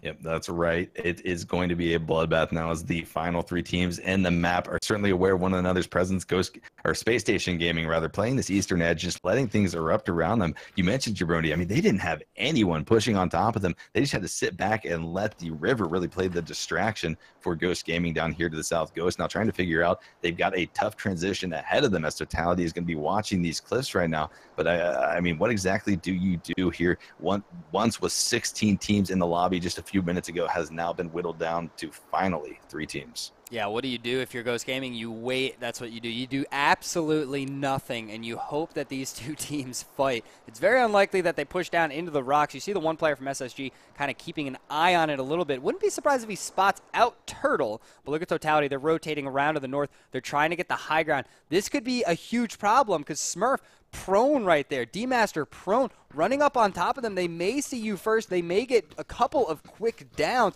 And then what do you do if you're Totality? Look at Smurf. He's just looking directly north, waiting. He spots out Purdy, if I'm not mistaken. The shot should come out any second. Neither of them see one another. There you go. Purdy getting the first down to open up this final fight.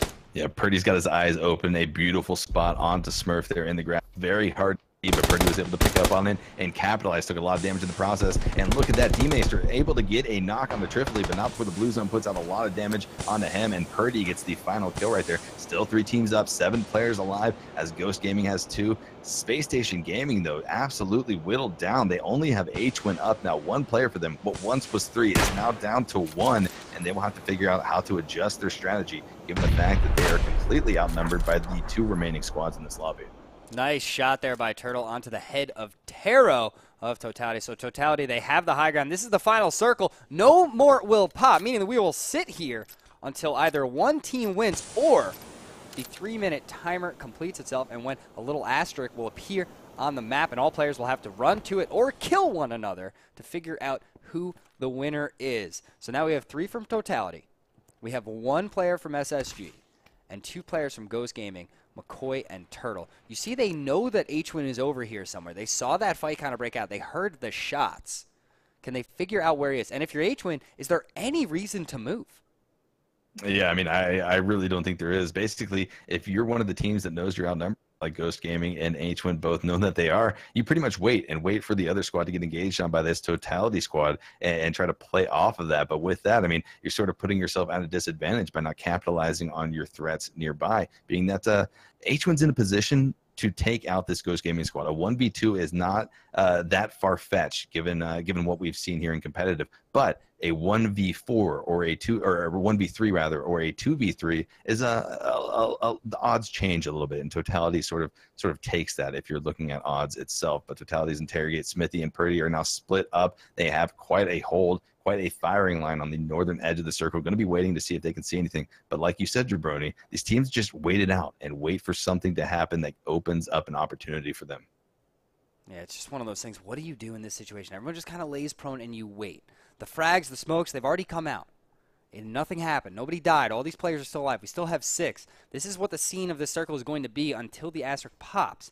And then it's a big game of who moves, who shoots who, and you just trade, you trade, you trade, and eventually everyone is dead except for 1 team. Now, I actually really do like the spot of Ghost Gaming here, because I think it's more than likely that Totality spots out H-Win or the other way around first, and those are the first shots. And whoever takes the first shots, your spot is given away. So Ghost Gaming can use that information to try and capitalize here and move forward. On top of that, where does the zone go? Who does it favor? Who starts taking the blue damage first? Right. I mean, I think at that point you have to pretty much look at who is furthest away from the center, and pretty much all these teams riding the edge, but who is going to open themselves up to the shots when the blue zone is going to be pushing. Given the fact that they're all riding the edge, the blue zone is going to be right on their back and is going to force all of these players to move fairly quickly or fairly slowly. So, but with that in mind, they're going to be able to get spotted out quickly. None of these players can really stay still for too long before that blue zone is going to be taking away their health, and it does so much damage. You can't get caught by this blue zone. We saw earlier as we were featuring Interrogate, he's got a helmet. He doesn't have a helmet. He's got a helmet missing. So these players pretty much whittled down to not much left. Not a lot of meds, not a lot of armor. The kills are going to come out extremely fast. Yeah, and if I'm not mistaken, we should have a zone moving any second. I don't actually see the asterisk pop up. and we lost a little kill bar, but now it's moving in. Purdy's going to move. H1's going to move. They're going to take blue damage right away. Shots come out. H1 goes down. McCoy gets it. Turtle gets knocked and killed off. And then Purdy getting McCoy, and Totality wins that game. Now, I have no idea. Never in my life have I ever seen that zone pop without seeing it in a little mini-map down on the bottom right. And it looks like everyone was a little unaware. But 15 kills for Totality. And hear me out right now. I was told, Esquire, it's pronounced Tri-Felly. Tri-Felly. Huge, so I was huge wrong, first place finish. Yeah.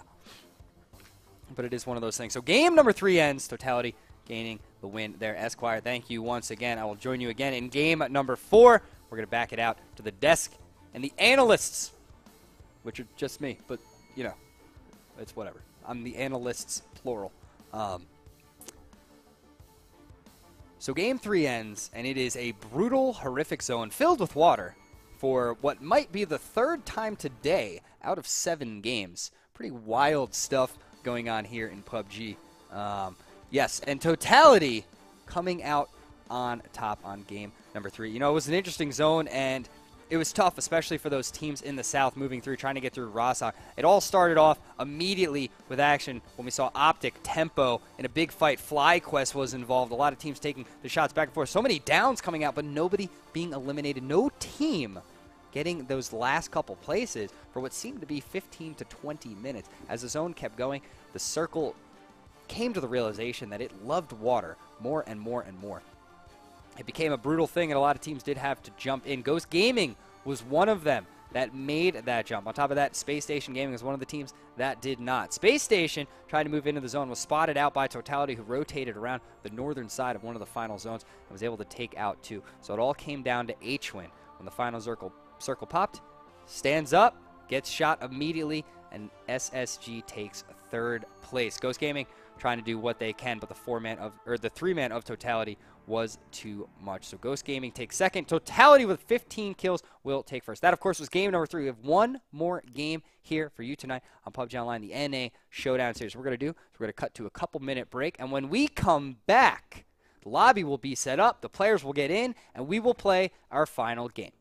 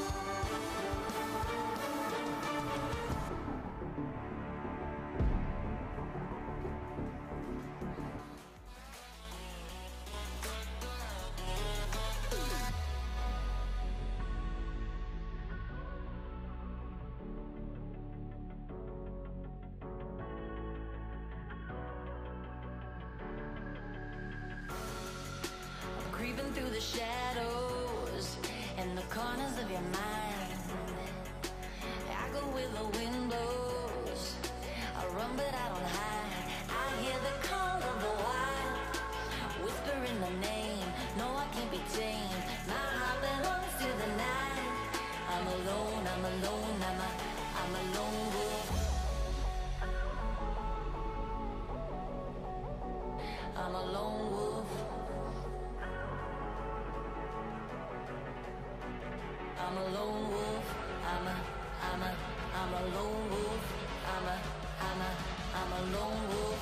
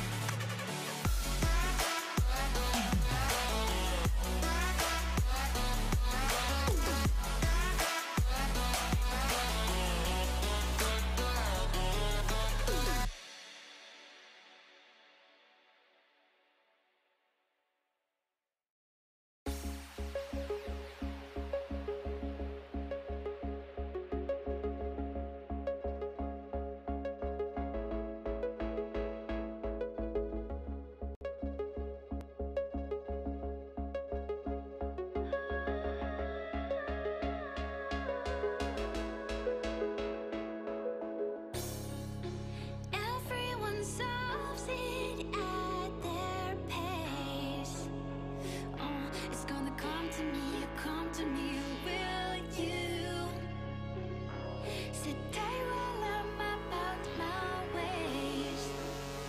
Oh, I got things to do, will you assist in giving me some space? Oh, while you're holding me in safety, will you give me the run around I'm least expecting? Oh, no, no, breathe in my head. Oh, with you, I'll be all contemplated. With you, I'll be feeling open. With you, I'll be all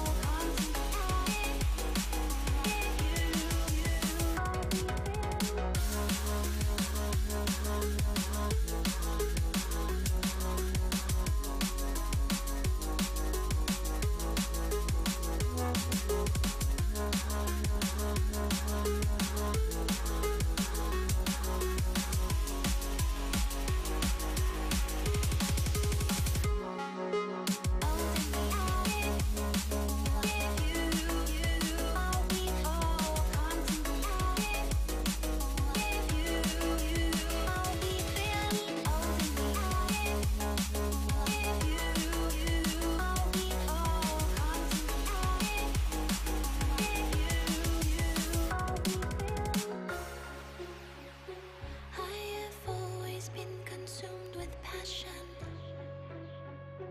and it scares me when I am stagnant. I start to doubt, like, did I just imagine? Oh, the art I made, was it just a phase? No. Breathe in, breathe out, and have some faith. You can do it again, will you? Give me the run around I'm least expecting. Oh, no, no, breathe in my head. Holding me.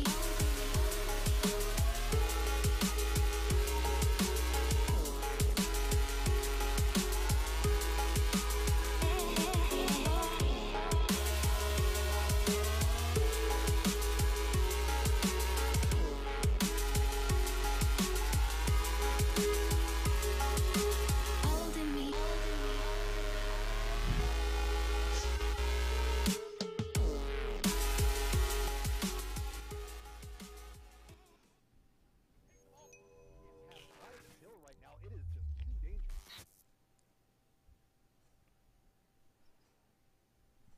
Hello, everyone. Welcome back to PUBG Online. Running back here, and I'm joined by Myra, finally. Hi. Hi guys. Hey, Hi. this is like your debut moment right now. That you're sitting here on the desk with me. She's only going to be here for a couple minutes, but Yep. wanted to make sure she came on and said hello, because everyone in chat was saying that she should.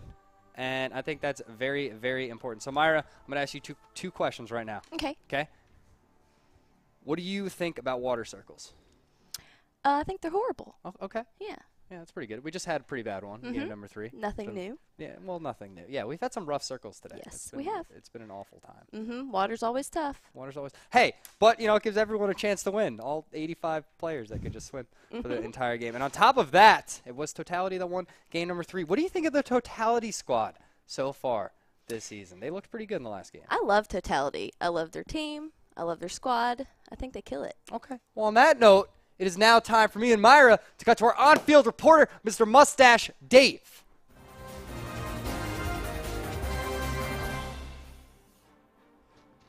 Dave, what are you combing the mustache out there, my friend?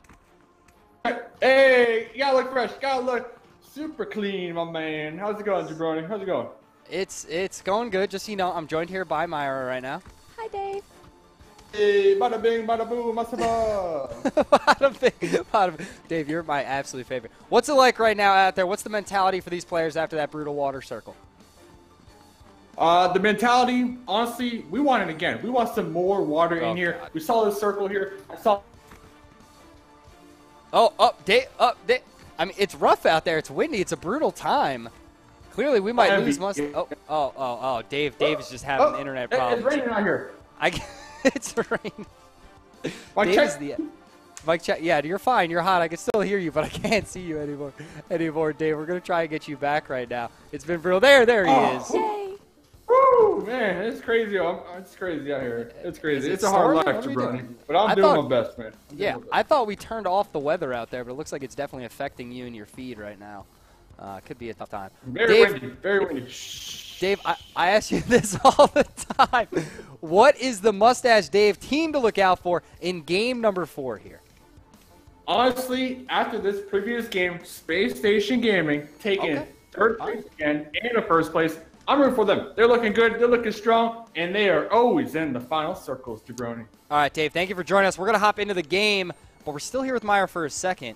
And while we're still here with Myra, I want your team. Who are you keeping your eye on in this final game? Who do you think is going to pull it off and grab the win? I'm going to shoot for Cloud9. You're going to shoot for Cloud9. I'm going for it. All right. Yeah. Myra going with Cloud9. You heard it here first, so keep your eye on that. Myra, thank you for joining me. You can now go back to doing admin things if you Yay. want to. So thanks. I appreciate that. And on that note, we're back with Esquire. Esquire, what's up, man? What is up, jabroni? Game number 4 of the evening, our last game, and it's been quite the exciting evening. Yeah, it's been a interesting time so far, especially you, me, and the wonderful circles that we've had so far today in PUBG Online. Both EU and NA, actually. EU was ruthless, and NA, it's not being much better.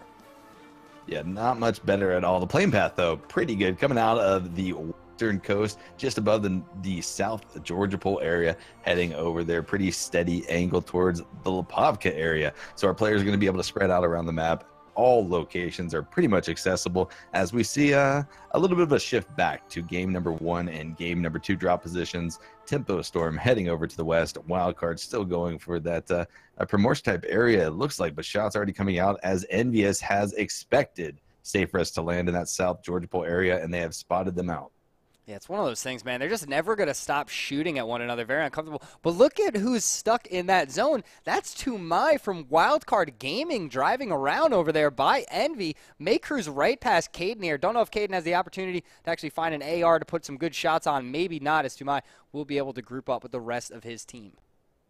Yeah, tough spot, though, for Tumai to find himself in. That could have ended a lot worse for him, finding himself in pretty much a safe transition out of there, but certainly something to pick up on. And another thing to note there is that's going to be a car from that area taken away from Envious or possibly Safe Res, depending on how that shapes up in that area. Opting for that North Georgia Pole area, an area that they love. Nerf Me Please, though, separated from his squad down in that Lipovka area.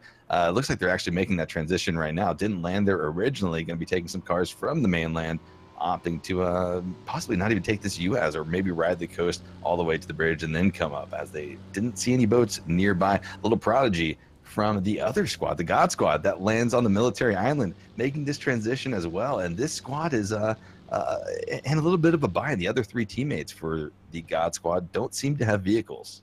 Yeah, it's one of those things that we had a northern flight path here, as Little Prodigy actually able to grab a Tommy gun. I expect him to put shots out here. No, maybe not. All right, just teasing a little bit, picking it up. But we had the God Squad all the way down at the intersection right here before the bridge. Then we had Ghost Gaming kind of spread out, not all the way in Milta. And on top of that, Nova making their transition down towards Novo. So the plane kind of throwing a few of our southern teams off. Yeah, definitely throwing a wrench in their plans. I mean, they're going to have to make this transition now. Normally, they're used to just landing there. So the fact that they have to then transition, if they want to go to their normal static drop points, it's going to take a bit of a chunk out of their loot phase. Looking around the map totality with a very spread, sort of centralized grasp on this circle. Going to be taking up prison and the surrounding areas, possibly even shelter, as well as Smithy seems to be looting in that area. FlyQuest very nearby to this Team Gate squad. These 2 squads have been landing near each other in the Rozok School Apartments chunk of the map pretty frequently in terms of the games tonight, Jabroni. I'm pretty amazed how FlyQuest is able to get one of these players in school. Like, that just completely baffles me. In a situation where Team Gates pretty much owns this entire area, you see Mossy over at Apartments. How does FlyQuest put a player here at school, game in and game out, and get away with it? Yeah, it's pretty wild to think about. I mean, such a dangerous separation given the fact that, I mean, it's school. Team Gates is in a position to land here easily, and they're nearby to where they want to drop anyways. So, like, yeah, I just don't understand how something has the confidence or the ability to even get into this position and then get out of it and get back to his teammates. It's a certainly an interesting decision, possibly playing into their team strategy a bit. So maybe that's a topic for Mustache Dave to pick up on his interviews. Yeah, that's definitely true. Put him out there, see what's going on in school, see the mentality between Something and Mossy here getting so close to one another. It's very uncomfortable times here, especially if you're Mossy, always having to rotate out past another player on a separate team. But the zone, once again, is on the eastern side, so you're feeling pretty good if you're set to destroy. Totality actually decided to scrap loot the eastern side this time, if I'm not mistaken. So I see that crate coming down. We'll see what it is and who gets to reap the rewards. I see a vehicle just underneath. That is Vex. So he's going to get an M24, a level 3 Ellen, an adrenaline syringe, and an Ursa Purser.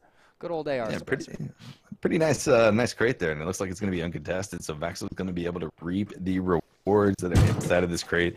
I would be happy with it, and I certainly think he's going to have a smile on his face. This is an easy crate, and he's going to retreat back to his car and continue transitioning wherever he was heading. I want to actually look, though, at the map.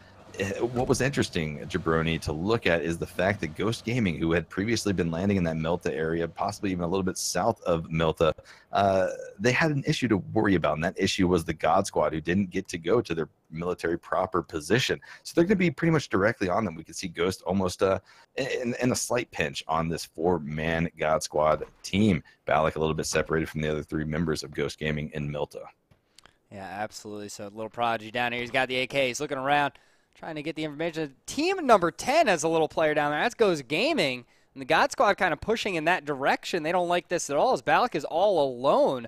They're going to try and push onto this one. Looks like they're aware of where he is and try and put the pressure on. He's going to hop at the UAZ and drive away, but the shots are definitely about to come out on him. We'll see if they can get the knock here. Little Prodigy pushing up. He's got the AK. He's taking the shots. A lot of damage coming out to Balak. Can he get away?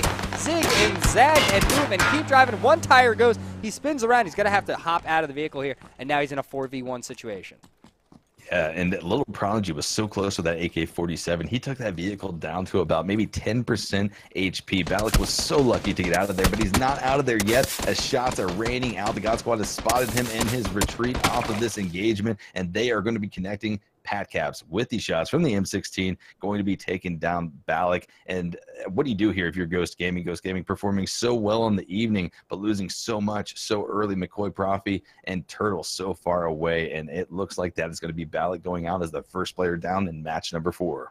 You know, that was a great job there by God Squad. The aggression, the push. They know they see the solo player all alone. They're like, let's push out on this one. Let's get the kills. Let's make a play. Patcap shooting him in the foot there to try and protect the gear a little bit. Didn't want to put any damage on it. So they will go ahead and loot that up and keep moving. They're in the zone heading towards farm, so they should be safe, no problem. Totality in a pretty good center position. On top of that, Team 16 Fly Quest. You see Micro Fry on your map. They got a pretty center. And Ronin moving south from Yasnaya.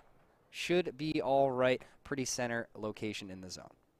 Yeah, good location for FlyQuest to have. For the time being, Blue Zone now going to be pushing in on the first circle of the evening. So our teams are going to be rotating now off of their loot positions if they were out of the zone, or possibly even if they were inside of the zone, vying for a better position, possibly more centralized. 16 teams remaining, 62 players still alive. Balak, the only player going out so far in match number 4 of the night. We already are seeing a lot of movement around the western edge of the map. And 100% some shots coming out towards Trifelli. Actually, in a decent compound, a little to the east of Ronin. Ronin took one of my favorite spots here, but Colta Menta and Texas kind of moving a little bit to the east, trying to catch some teams in rotation, trying to put out the damage. Look at where Colta Menta is up on this hill. He's trying to put the shots out and keep other teams at bay the best he can. And look at that. He put some nice shots on a Purdy who's very low HP. Yeah, very low HP indeed. This Totality squad sort of finding what they don't want to find this early in the game after that strong first place finish for them in game number 3. Certainly they want to keep that train rolling in that direction, but Coldamenta is going to be trying to get some sort of sights and information on the surrounding areas. Yep, 100%. It's all about information in the early game. That is one of the best things for these teams to have. It's one of the most important things to gain, and Ronin trying to get all the potential information they possibly can, all split up here, looking in different directions, trying to keep an eye on where the other teams are rotating. Zone now closing in. We'll see where it goes after this, but the eastern side almost 100% safe. And we'll have to figure out what exactly is going on here during the rotations. You see safe res right now. Sharko W, Poonage, and CZ moving just north of Duel, right by Pachinki. So potential shots there, but seem to be staying pretty far away, so they should be all right. On top of that, Optic taking their time into the zone as they normally do. No rush for them. 17 leading the way, kind of scouting it out, while the other 3 members stay a few kilometers behind. A few kilometers behind, indeed. Wildcard still taking their time in that Primorsk area as well. So certainly these teams on the west, not a lot of sense of urgency behind them. The first blue zone doesn't do that much damage, but you are giving up the opportunity to secure yourself a good position, as well as opening yourself up to a gatekeeping position for any of the teams sort of locking up the western edges of the first zone of the night. This is going to be safer as now opting for that water tower hill directly to the south of Razak, where we had recently seen Team Gates as well as FlyQuest in the nearby vicinity. They've since moved on from those positions, so CZBB and the rest of Safer as are going to find themselves fairly safe for the time being. Yeah, it's definitely a lot of these squads, Esquire. It's, we needed a zone like this. We had a rough couple starts here, game 1, 2, and 3. Now everyone's kind of moving in. They're like, all right, we're feeling good. We can get a nice spot. Everybody's going to find their place in the zone. It's not going to get too hectic. And we'll see where it ends up. But it looks like we do have the potential for no water here, which makes me very, very happy. Set to destroy with a little bit of a split there. They're team number 8, Fignaldo and Shuru. Look at Shuru. Find a little piece of deflate in the middle, lay down. This is a great spot that we actually see a lot of teams use in the late game. Something a lot of these players love is they love a dip with cover on all sides. I like to lay prone in it, hide the vehicles in it. You can protect the tires very well. And that one, we've seen a lot of different teams utilize towards the late game when we have field endings here on the eastern side.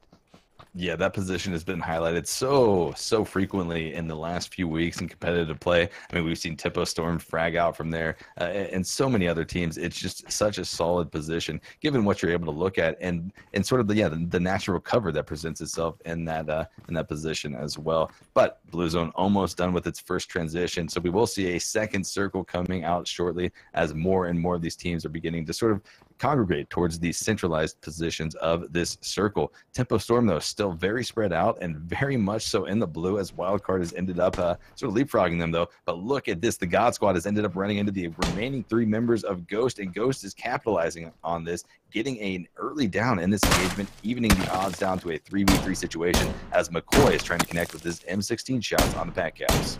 I think Ghost Gaming is a huge fan of this area. I see them play Moon Rocks just up to the northwest. I see them play the compound that you have the God Squad in right now, and now they're playing across the street. Always moving towards this location. Great sight lines, able to hold it down, and obviously grabbing an early knock there. Very, very nice for them. Look at this brutal shift, though, down southwest. What is going on?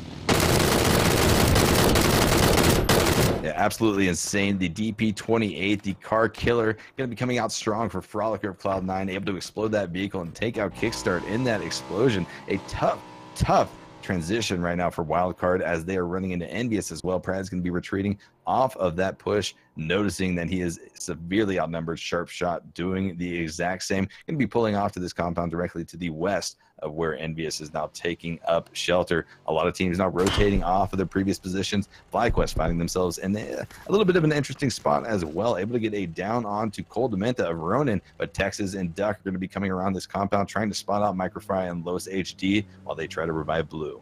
Yeah, absolutely. FlyQuest Blue does get killed off with the frag, and Texas dropping Los HD with another one there. 17 from Optic is blown up in a vehicle during their rotation by H-Win.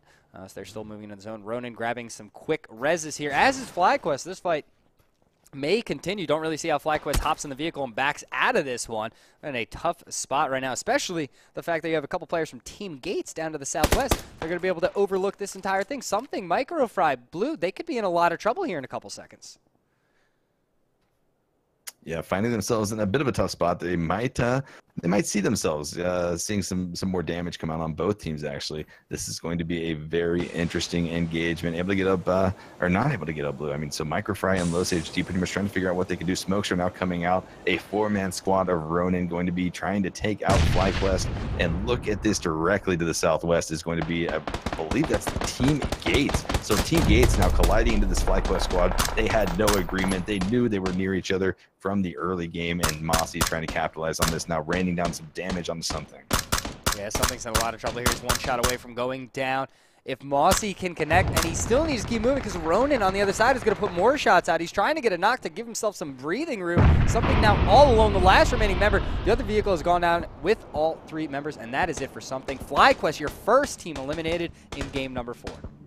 Yeah, seeing teams drop out a little bit faster this game, Jabroni. Don't think we're going to have as chaotic as a few final saw in game number 3 of the night. But look at this. Nova now engaged onto Safe Res on Potato Hill. This is going to be Safe Res on top of Potato Hill, trying to get some shots to Landoon, using a prone position, trying to retreat off of this and get some meds as he's taken down to about 55% damage. But shots are connecting. He has been spotted out by his Narc and the rest of Duel directly below him, and they're going to be capitalizing on this. Getting a down onto Landoon is Pentalol with a beautiful headshot with the M16.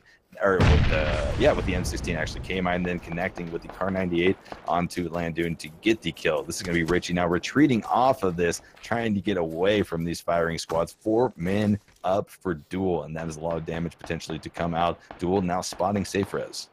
Yeah, that was a tough spot to be in. Now we see on the eastern side, Ghost, Optic, God Squad all right next to each other. They should be fine, no issues there. Envious towards center, holding down a power position. Up north, we still have Team Gates and Ronin with no problem. Space Station Gaming is all the way up north, though. They're going to rotate into the zone very, very late. They were very patient moving in, did not force themselves to the center, which could have been their demise. And I actually really like the play out of them, being very calm with their rotation here. They didn't chase after the really aggressive pull the zone did. Here another crate, an M249, a 15x scope, a level 3 helmet. 15x scope, indeed. And I recently actually saw some patch notes that's being removed from the crates on Savage, one of the new maps being tested by PUBG right now. So an interesting thing. I mean, I liked 15 times after they added that variable zoom, but now shots coming out from Optics Baja Waka onto this God Squad directly to the south of them. They're going to be connecting with a few shots and putting out some damage, but we still have 15 squads alive, 50 players.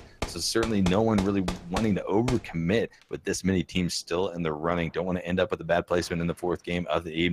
Hetror kind of pushing out from this this compound where Baja Waka and their other teammate are to try to get some information. Yeah, this is just absolutely brutal. Another ruthless transition. All these teams now have to go to the southeast, and they're all going to move right on top of each other. The good news is the northwest of the zone is actually pretty clear right now. Envy already on their way, pulling up his check shooter. He hops out, and he's immediately down by Rift of Set to destroy. Rift going to try and hold this one down. Kaisuku taking the peek, but no, he's knocked. Rift gets another, and now it's Jesse Lowell and Caden. They're both pushing up. He's looking for Jesse Lowell, and he gets a 3rd, but he cannot get Caden the 4th. And if I'm not mistaken, Rift all alone, almost getting the 1v4, but cannot. And now Envy will have time to get all of these reses. Yeah, unfortunately, Rift was not able to connect and get the final kills on any of those downs. All damage, though. And, I mean, this squad's in a bit of a pinch right now. They have a lot of work to do to get these players up. You can see Kaisuko and Jesse Lowell crawling towards this building to cover. Caden's going to be now going for these reses as well, but they need to be careful because Wildcard Gaming is directly to the south of them. And then directly to the south of that, I believe, were the remaining members of Set to Destroy, not able to provide that support to Rift that he needed. But Rift, I mean, he did work with that M416. He connected on shots beautifully and got 3 downs. Unfortunately, got taken down in the process before he was able to get that squad wipe. But look at these transitions now coming off of the western edge, the unfavored edge, given these hard shifts that these circles are making tonight, Jabroni. Yeah, absolutely. So Cloud9 moving up. They're going to be very close to Wildcard, just south of where we saw Envy take on Rift of Set to Destroy. So all 4 of them moving in, 1 building away from the wild card players that remain. You see Sharpshot, you see Pride still alive holding down this building. Eventually this fight is going to have to happen. We'll see when exactly it does. On top of that, we saw Tempo Storm wrapping around the northern side all the way to the east, where it's very likely they may come into contact with Space Station Game. No, they decided to go south a little early, kind of find a spot into the zone. Your boy Dre, Zampa, they're going to be very patient. I love the patience that Tempo Storm has here. It's one of the reasons that they're sitting on top of the leaderboards right now, is because of the way they rotate into the zone. I think they deserve a little praise off of that. Going to use the Deflate here and just kind of hang out. No reason to push any further this early. Yeah, stay here, use your cars, protect them in this Deflate, and sort of get some information. Already, though, taking some shots, possibly spotting out the God Squad, as well as I believe that is going to be Space Station Gaming directly to the southwest, and Ghost Gaming very close nearby or southeast rather, and Ghost Gaming very close nearby as well. Ronin now coming off that western edge, going for a southern entry into the circle, trying to avoid possibly that wild card in Cloud9 Gaming compound, where certainly, like you mentioned, a fight is about to erupt, with shots ringing out all over the place as Optics, Baja Waka, and Hetro connect with shots on the VTV Drassel. Pistola time now, one of the only remaining players for the God Squad still up. They are in a very dangerous position. Shots just coming from all across the map. Those are long shots too that Baja Waka and Hetro were taking. Yeah, absolutely. So we see Hetro up here in the farm. Actually on top of this building. It's a nice little spot that he has.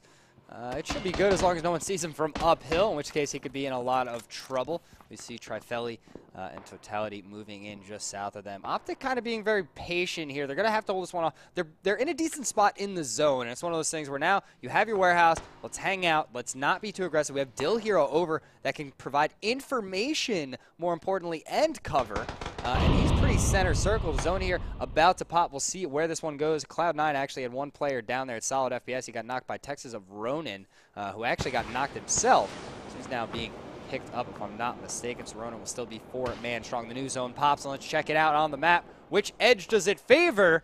It is the northwest-ish. So a lot of the players still looking pretty good. Optic needs to move. Totality needs to move. Set to destroy. Ronin all need to get into zone. Ghost, a Profi, and McCoy. Ghost Profi is actually on his way. He's going to try and get to one of these shacks, if I'm not mistaken, towards center to hold this down. It looks like he's heading right for it. This could be a good spot for Ghost Gaming looking forward.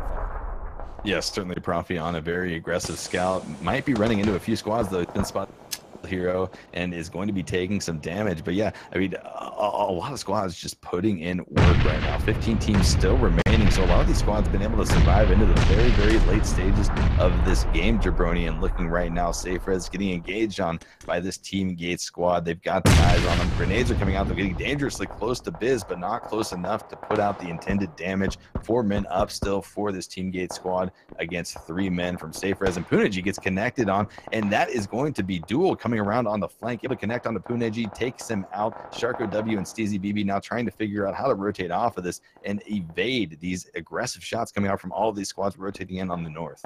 Yeah, it's a really tough spot to be in there for SafeRez. They were looking pretty good against Team Gates. They were feeling confident. Immediately, Duel coming out of nowhere and taking the shot. Totality now under pressure. It's Baja Waka and Optic taking shots. They all moved into this Wizard Tower to hold the spot into the zone, the 3 remaining players. And now Totality has to figure it out. How do they get into zone? Where do they go? Purdy Taro still alive with a 3rd member. They're all going to have to move in, if I'm not mistaken.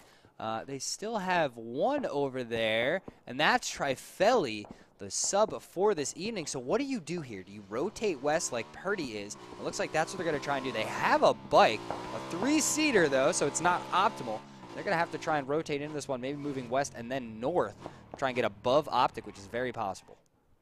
Yeah, certainly did not want to take the direct path. They would be running into Optic almost immediately, but it looks like Cloud9 is going to be raining out some shots onto this Ronin squad still. An engagement we didn't exactly see coming. We were expecting Cloud9 to run into Wildcard inside of that compound. Moody, though, trying to get some shots down onto Duck, one of the only remaining teammates for Ronin right now. He's going to be in the blue zone, taking blue damage right now, but now Cloud9 has turned their attention to, I believe that's Totality rotating in, and they're going to be dangerously close to the remaining members of Set to Destroy.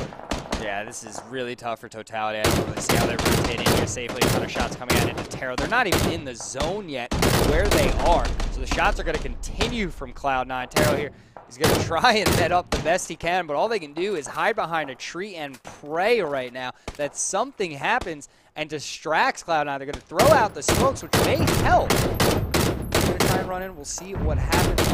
On top of that, Ronin's last remaining member still down to the southwest. He's being held out by one of the Cloud9 members. It's Moody. Moody has no reason to let Duck into the zone. He knows exactly where he is. He's going to make Duck sit there, use his first aids, and try and survive. As Moody backs up slowly, may be able to actually get the angle here, if I'm not mistaken. Duck right outside on the right side. Throw some frags out just to keep him at bay. And there comes the run, and here come the shots. And one shot is all it takes, and it's Frolicker, actually, Yeah, gets Frolicker with the knock there. M416 connects onto that kill and takes out Ronin. That's going to Nice be 14th shot. place for Ronin there. So, yeah, 13 teams remaining now. Jabroni. Blue is pushing in on this circle. Almost done with that transition. 38 players alive. Bahawaka still trying to rain down some shots onto the God Squad. God Squad able to fully recover after having 2 downs from that Optic squad to the south. A beautiful now circle coming out. Optic in a good position. Ghost in a good position as well as Envious. But look at this to the north. So many teams are going to have to rotate off of this, and Team Gates and the God Squad in a great position to fend them off. Yeah, absolutely. Now, Ghost Gaming getting favored by this new zone as it heads to the south. Optic still in, along with a couple other teams. Here we are. Drassel, Pat Caps, Little Prodigy at this whole time. The God Squad, all 4 members still alive. This Wizard Tower looks to be just barely, almost in the zone partially.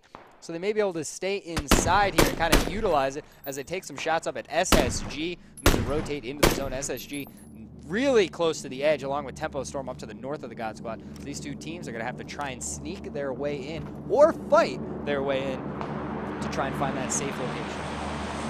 Yeah, looking at the circle, 20 seconds, about 15 seconds now before it's going to be pushing in on these players back. Space Station Gaming coming off of this northeastern edge of the previous circle, taking some shots right now from the God Squad. They have got Tempo Storm directly to the north, but it looks like the God Squad is fully directing their attention towards the Space Station Gaming Squad. Shots now erupting. Vexel trying to spot and see if they can get any sort of opportunity to move in on this. They're going to need something to work with, possibly a down or even some smokes to provide that necessary cover. All 4 eyes from both squads, though, aimed on one another. Yeah, the smokes coming out will definitely help a lot. But how do they sneak in? Do you go downhill here if you're SSG? Little Prodigy did get knocked, and that's huge. That's going to help because one player now has to go for the res while the other 2 try and defend by themselves in a 2v4 situation. That's why knocks are so vital and so important. You immediately cut a team in half. 2 players up top still alive, but both very low. The frags are going to come out as they get closer from SSG. You see D-Master throwing them in the top. Can they get Pistola? They do get Pistola. Little Prodigy still alive. Then they push in and get Pat Caps on the bottom. Drassel outside using the Deflate, trying to stay alive the best he can. And Little Prodigy up top all alone. They need to try and get one, and he does get one. D-Master going down to Drassel, but immediately looks to be traded out by H-Win. And now it's all up to Little Prodigy up top, the solo player for the God Squad. Yeah, Little Prodigy now in a very tough position. What do you do up there? You either got the ball to window, which pretty much opens you up to shots. That animation can be absolutely deadly, or you lie up here and wait for the push and see if it's going to come, but ultimately the blue zone is going to be pushing out. But also the third option is that Optic comes in and starts raining down shots. It's going to be Hetra connecting on the D-Master, getting the down, and now they are the focus. Optic is going to be trying to connect on any shot. Smoke's coming out, going to provide them the cover that they need. So Little Prodigy has a little bit of an opening to work with here. Yeah, absolutely. It's becoming a little bit of a messy game here. 11 teams, but only 29 players still alive. Ghost Gaming dead center. Look at all the players down by Envy. They have a full group. And on top, Team Gates right next to Tempo Storm, right next to Duel, all fighting one another. Who comes out on top in this situation? Zampo, your boy Dre, utilizing the smokes the best they can. CeeLo, Team Gates down to 3. And what do they do right now? D-Master gets knocked by BenQ5. Vexel getting knocked and killed by Little Prodigy. BenQ5 killing off D-Master. So Little Prodigy now only in a 1v2. And then Smurf goes down to BenQ5 from Tempo Storm. All these shots coming out. Little Prodigy may actually survive this. Yeah, absolutely insane. So many squads there compacted into that northwest area of the previous circle. They're going to have to rotate 40 seconds, and it's going to be even deadlier during that rotation. But looking at what we have here, we have Duel on the west surrounding Team Gates, who is then looking down onto Tempo Storm, who's then looking down on the Space Station Gaming. So absolutely insane. Envious and Ghost in great position, but Envious is going to see a push coming out of Nova, Sharu, as well as the 4-man squad of Cloud9 still alive at the south. Yeah, absolutely. So Optic was killed off. It was a headshot from an M24, if I'm not mistaken, that finished them off. Moody going down for Cloud9 there. It was Caden of Envy.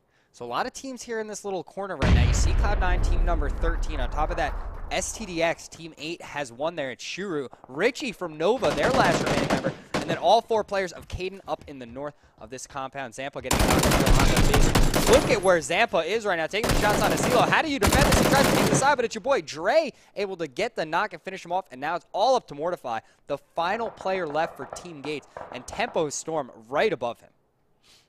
Yeah, still a very dangerous position. Blue zone is now pushing in, though. This edge of the circle. So it's moving very slowly, kind of giving Tempo Storm an opportunity to push into this slowly enough to watch for that remaining member of Team Gates. Mortify riding along the cliff, trying to just avoid any of these shots ringing out around him. 8 teams remaining, 18 players alive. Nova's Richie going out to the play zone. Zampa connecting and finding Mortify, taking him out of the game. Team Gates going down in 7th place. Game number 4 of the evening. With this circle, the Jabroni, the rotations are coming out, and so are the shots. Frolicker getting taken down by Envy's Caden with a beautiful grenade. Yeah, this is a lot of trouble here for Cloud9. They're going to try and get the reses here. Your boy Dre did get knocked by Solid, which is going to help a lot as they try and get these reses onto Frolicker and then keep moving. Cloud9 really has minimal cover here, and they have Envy very close. So when they keep pushing up, they're going to be under more and more pressure. That's the problem. Frolicker now up, utilizing the smokes a little bit. Solid getting a first aid off. He's going to have to hop up, take a little zone damage, and keep moving. It was good that they slowed down tempo. Ghost Gaming now just chilling on the southeast corner, feeling pretty good. Wooly from Duel, last player alive.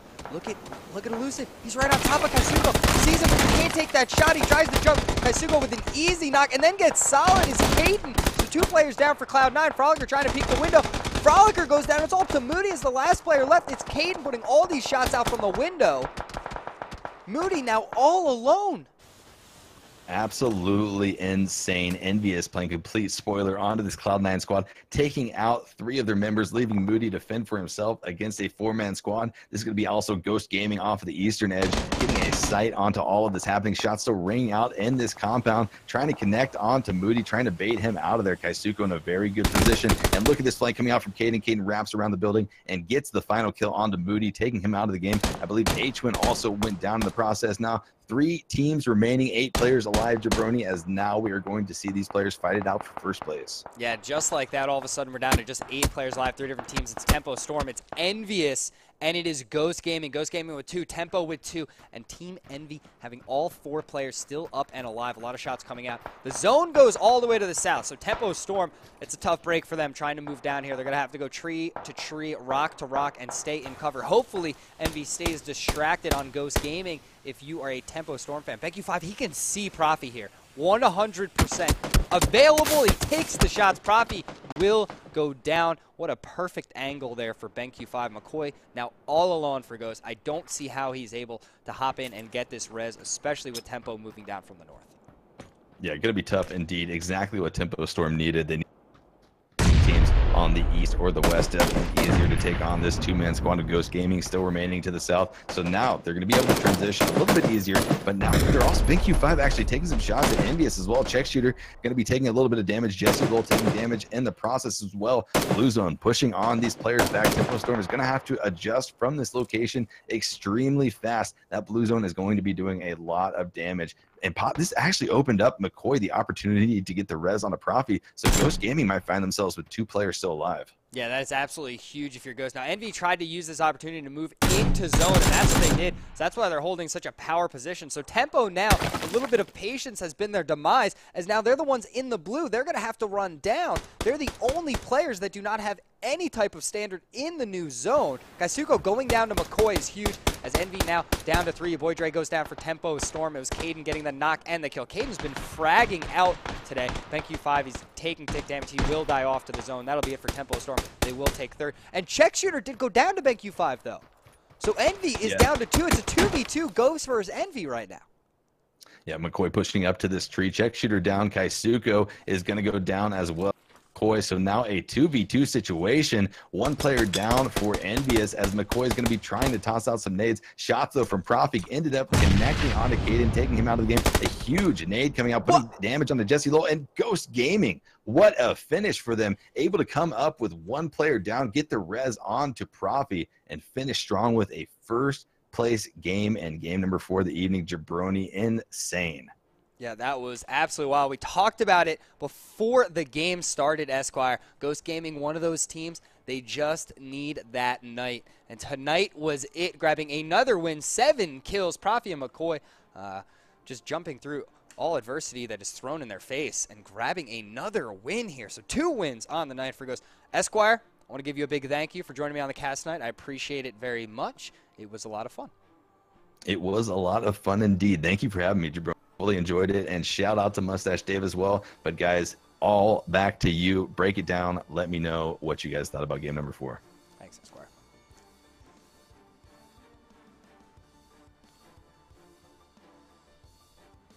And with that, game number 4, and the night ends. It was Ghost Gaming grabbing 2 wins. Game number 4, I honestly thought they did not have that in any way. Profi going down. It was just McCoy all alone. But the distraction of Tempo Storm taking shots at Envy, putting that pressure on, gave them the window of opportunity. McCoy took that window, rezzed his teammate, and then they were able to frag out with a little bit of help from Tempo and grab a win. It was Tempo Storm getting 3rd. Team Envious taking 2nd place. It was quite a night, I have to say. Wild circle shifts, water, just so many things at play, so many things we love, and so many things that we hate. When I say hate, I mean that in a very strong way. It was a brutal, brutal situation for a lot of these zones. That's all I'm saying. This is like the 3rd time I'm saying this today. Hint, hint, nudge, nudge, fix it. You know what I'm saying?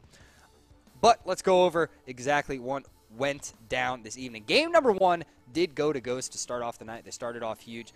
They were looking really good, and it was just one of those things where you knew right away tonight was their night. They were going to play. They were going to frag. Game number 2 went to the boys over at Space Station Gaming. It was down in the military area. They were holding that compound. So many brutal shifts pulling up to the northwest where they held the most optimal spot. All 4 players still alive. They were able to clear out Envy. They were able to take care of so many other teams. You know, we thought Bahawak of Optic may have a chance. We thought Tempo Storm may have a chance being under the bridge. But in the end, the God Squad, fragging out as much as they did, were not able to topple Space Station Gaming, and they took game number 2. Game number 3, it was Totality. It was the water circle. So many players swimming throughout the river.